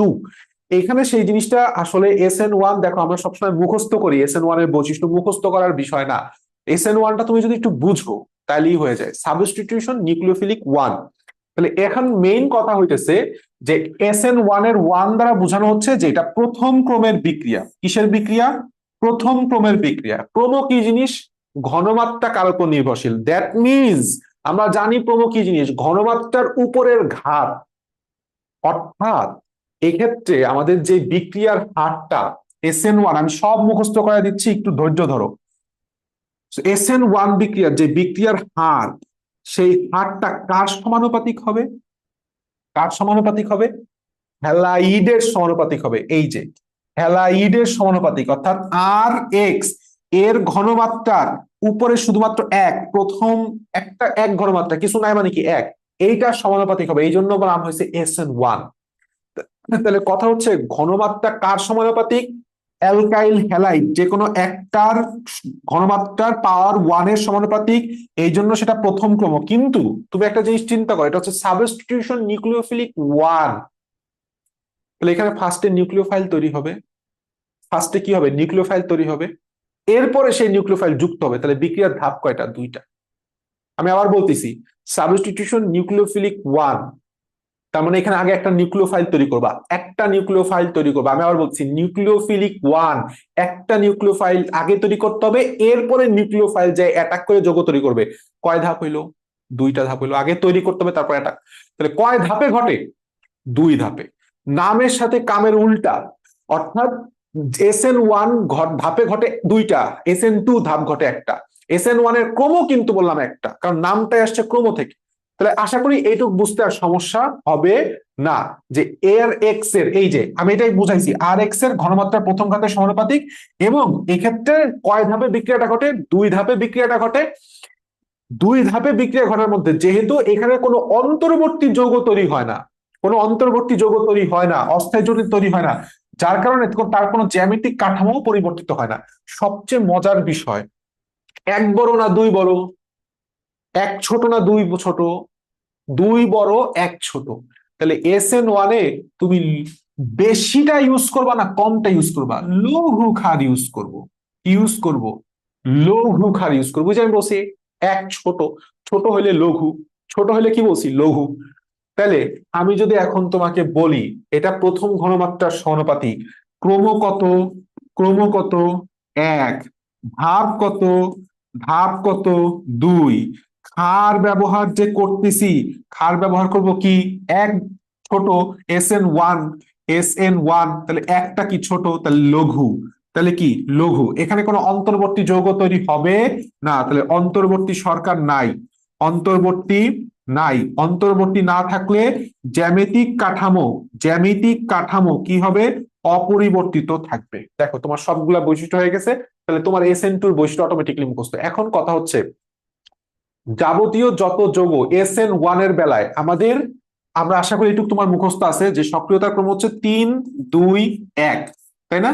3-2-1, এই জিনিসটা আমাদের একটু মুখস্থ করে চললে আমাদের পড়তে সুবিধা হবে, প্রশ্ন ধরতে সুবিধা হবে। SN1 বিক্রিয়ার সক্রিয়তার ক্রম 3-2-1, এই লাইনটা যদি মুখস্থ রাখো, আর কিছু মুখস্থ না রাখলে বুঝলেও হবে, তাহলে অটোমেটিকলি SN2 এর সকল বৈশিষ্ট্য তোমার মুখস্থ হয়ে গেছে। আর কিছু এখান থেকে লাগবে না, প্রশ্ন তো বলেই দিছি। অপসারণ বিক্রিয়ায় একটা গুরুত্বপূর্ণ কথা আছে, সেটা হচ্ছে এই জায়গাটা খেয়াল করো, এই দুইটা বিক্রিয়াটা very very very much important 3 star. মনে রাখবা ভাই, সেটা হচ্ছে আলেমের ঘরে জাহেল হয়, অর্থাৎ পীরের ঘরে কখনো পীর হয় না। কি বলছি, আল্লাহ মাফ করুক, জাস্ট সে ফর সে, যে সে টু সে, জালেমের ঘরে কি হয়, জাহেল হয়। অর্থাৎ তুমি অ্যালকোহল দিলে অ্যালকোহল পাবা না, তুমি অ্যাকুয়াস দিলে অ্যাকুয়াস পাবা না। এদিকে আসো, তুমি কি দিছো, অ্যালকোহল দিছো, এখানে কি পাবা, অ্যালকিন পাবা। এইখানে অ্যাকুয়াস দিছো, তাহলে এইখানে অ্যালকোহল পাবা। তোমাকে কোশ্চেনটা বললাম বুঝতে হবে, তোমাকে একদম সরাসরি বিক্রিয়া থেকে কোশ্চেন করবে। এরকম একটা বিক্রিয়া দিয়ে এখানে বক্স দিবে, এখানে একটা বক্স দিবে, বক্স দিয়ে এক্স বলবে, এক্স যোগ্যটা কি। তুমি দেখবা যে এইখানে অ্যাকুয়াস দিলে অ্যাকুয়াস পাবা না, কি পাবা, অ্যালকোহল পাবা।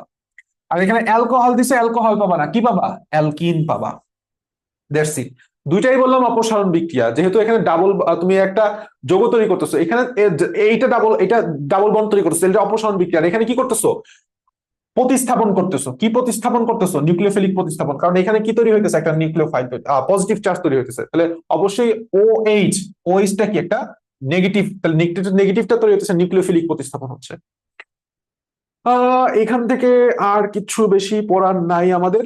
সাইজেফ নিয়মটা আমাদের একটু পড়তে হবে, মনে রাখবা সাইজেফের সা দিয়ে শাখা বেশি যার, শাখা বেশি, শাখা বেশি যার প্রধান তার।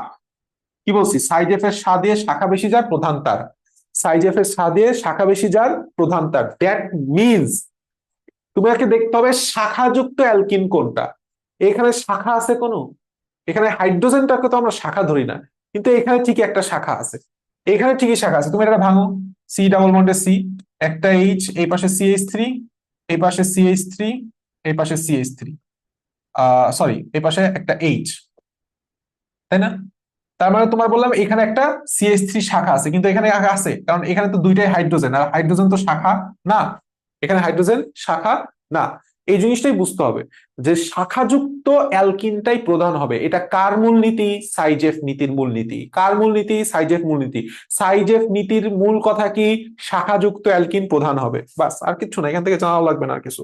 ভেতর থেকে একটু রিডিং দিতে পারো, এর চাইতে বেশি কিছু লাগবে না। এখন আসো, এই জায়গায় একটু আমাদের বুঝার বিষয় আছে, এই জিনিসটা আমি পড়াই দিছি অলরেডি। নিচের বেঞ্জিনের বহু প্রতিস্থাপন এবং অরিয়েন্টেশন, নিচের কোনটা অর্ধ বেঞ্জিন থেকে অধিক সক্রিয়, নিচের কোনটা কম সক্রিয়, কম সক্রিয়র মধ্যে এটাও এইখানে একটা কথা লেখা আছে, দেখো একটা কথা ভুল লেখা আছে। এই যে ক্লোরোবেনজিন, এটা বললাম ভুল দিয়ে আছে, এই জায়গাটা কাটে ফেলাও। এন্ড মোস্ট ইম্পর্টেন্টলি এখানে দুইটা ধর্মের কথা বলছে, সে হচ্ছে আবেশীয় ফলাফল আর একটা হচ্ছে মেসোমারিক ফলাফল। আবেশীয় ফলাফল কি জিনিস, আবেশীয় ফলাফল মানে হচ্ছে আয়নিক ফলাফল। মানে ধরো এটা আমার একটা বেঞ্জিন, ধরো সে টু সে এইটা আমার একটা বেঞ্জিন। এখন বেঞ্জিনের সাথে ধরো একটা যৌগ যুক্ত আছে। এখন সে কি করতেছে, এই যে বন্ধনটা, এই যে বন্ধনটা তুমি দেখতেছো, এই যে ধনাত্মক, ধনাত্মক বলতেছি সিগমা বন্ধনটা দেখতেছো, একক বন্ধন বা দ্বিবন্ধন যাই হোক না কেন, মানে সিগমা বন্ধনে যে ইলেকট্রনের মেঘটা আছে, সে চাচ্ছে এই বেঞ্জিনের দিকে সে দিয়ে দিতে। তাহলে যদি বেঞ্জিনটা হচ্ছে আমার মেইন জিনিস, বেঞ্জিনকে সে দিয়ে দিচ্ছে, ইলেকট্রনকে দিয়ে দিচ্ছে, কি দিচ্ছে, বন্ধন ইলেকট্রনকে দিয়ে দিচ্ছে, তাহলে সেটা হচ্ছে আবেশীয় ফলাফল।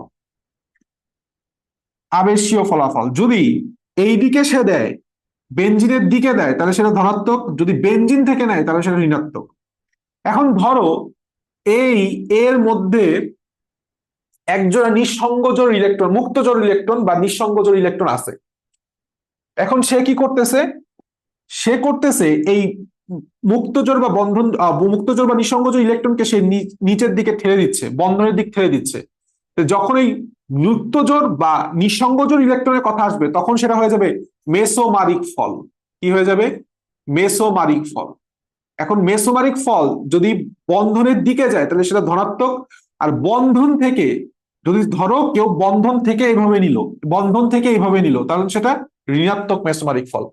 তাহলে আমি আশা করি তোমাকে আবেশীয় ফল আর মেসোমারিক ফলটা বুঝাইতে পারছি। আবেশীয় ফল হচ্ছে বন্ধন জোড় ইলেকট্রন, আর মেসোমারিক ফলটা হচ্ছে মুক্ত জোড় ইলেকট্রন। That's enough. বেঞ্জিনের দিকে গেলে পজিটিভ, বেঞ্জিন থেকে আসলে নেগেটিভ, সেম। এখান থেকে আমি আর কিচ্ছু পড়াবো না। নিচের কোনটা অর্থপেরা নির্দেশক মেটা নির্দেশক পড়াই দিছি, নিচের কোনটা বেঞ্জিন বলয়কে সক্রিয় করবে নিষ্ক্রিয় করবে সেটাও পড়াই দিছি। এখান থেকে আর সেরকম কিছু পড়ানো নাই আমার। এখানে দাগানো আছে। আমি তোমাকে একটা কথা বলবো, সেটা হচ্ছে দেখো,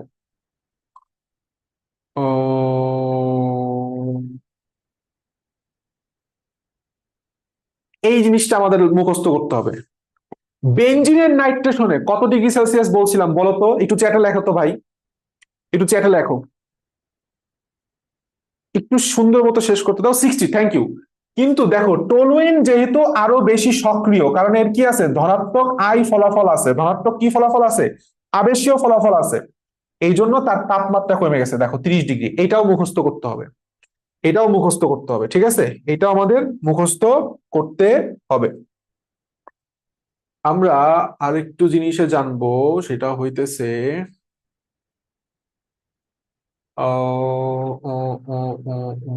এই যে shit, এই জায়গাটা খেয়াল করো। টলুইনের সালফোনেশন, আমি তোমাকে বলছিলাম বেনজিনের সালফোনেশন ডেন্টাল বা মেডিকেলের কোশ্চেন, এটাও মেডিকেলের কোশ্চেন। বেনজিনের সালফোনেশন কত ডিগ্রি সেলসিয়াস তাপমাত্রা, 100 ডিগ্রি সেলসিয়াস। টলুইনের সালফোনেশন কত হয়ে গেছে দেখো, 5 ডিগ্রি সেলসিয়াস। এনাফ, এখান থেকে আর কিছু পড়ার নাই। এই জায়গায় কোশ্চেন আসছে, এই জায়গায় কোশ্চেনটা লাগবে, সেটা হচ্ছে ফেনল থেকে পিক্রিক অ্যাসিড। পিক্রিক অ্যাসিডের সংকেতটা লাগবে 2,4,6 ট্রাইনাইট্রোফেনল বা পিক্রিক অ্যাসিড। প প মিল আছে, পোড়া ত্বকে অ্যান্টিসেপটিক হিসেবে ব্যবহৃত হয় কোনটি, উত্তর হচ্ছে পিক্রিক অ্যাসিড, ট্রাইনাইট্রোফেনল, 2,4,6 ট্রাইনাইট্রোফেনল। দ্যাটস ইট, আজকের মতো এই পর্যন্ত শেষ। সুন্দর মতো প্রত্যেকটা কোশ্চেন সলভ করবা।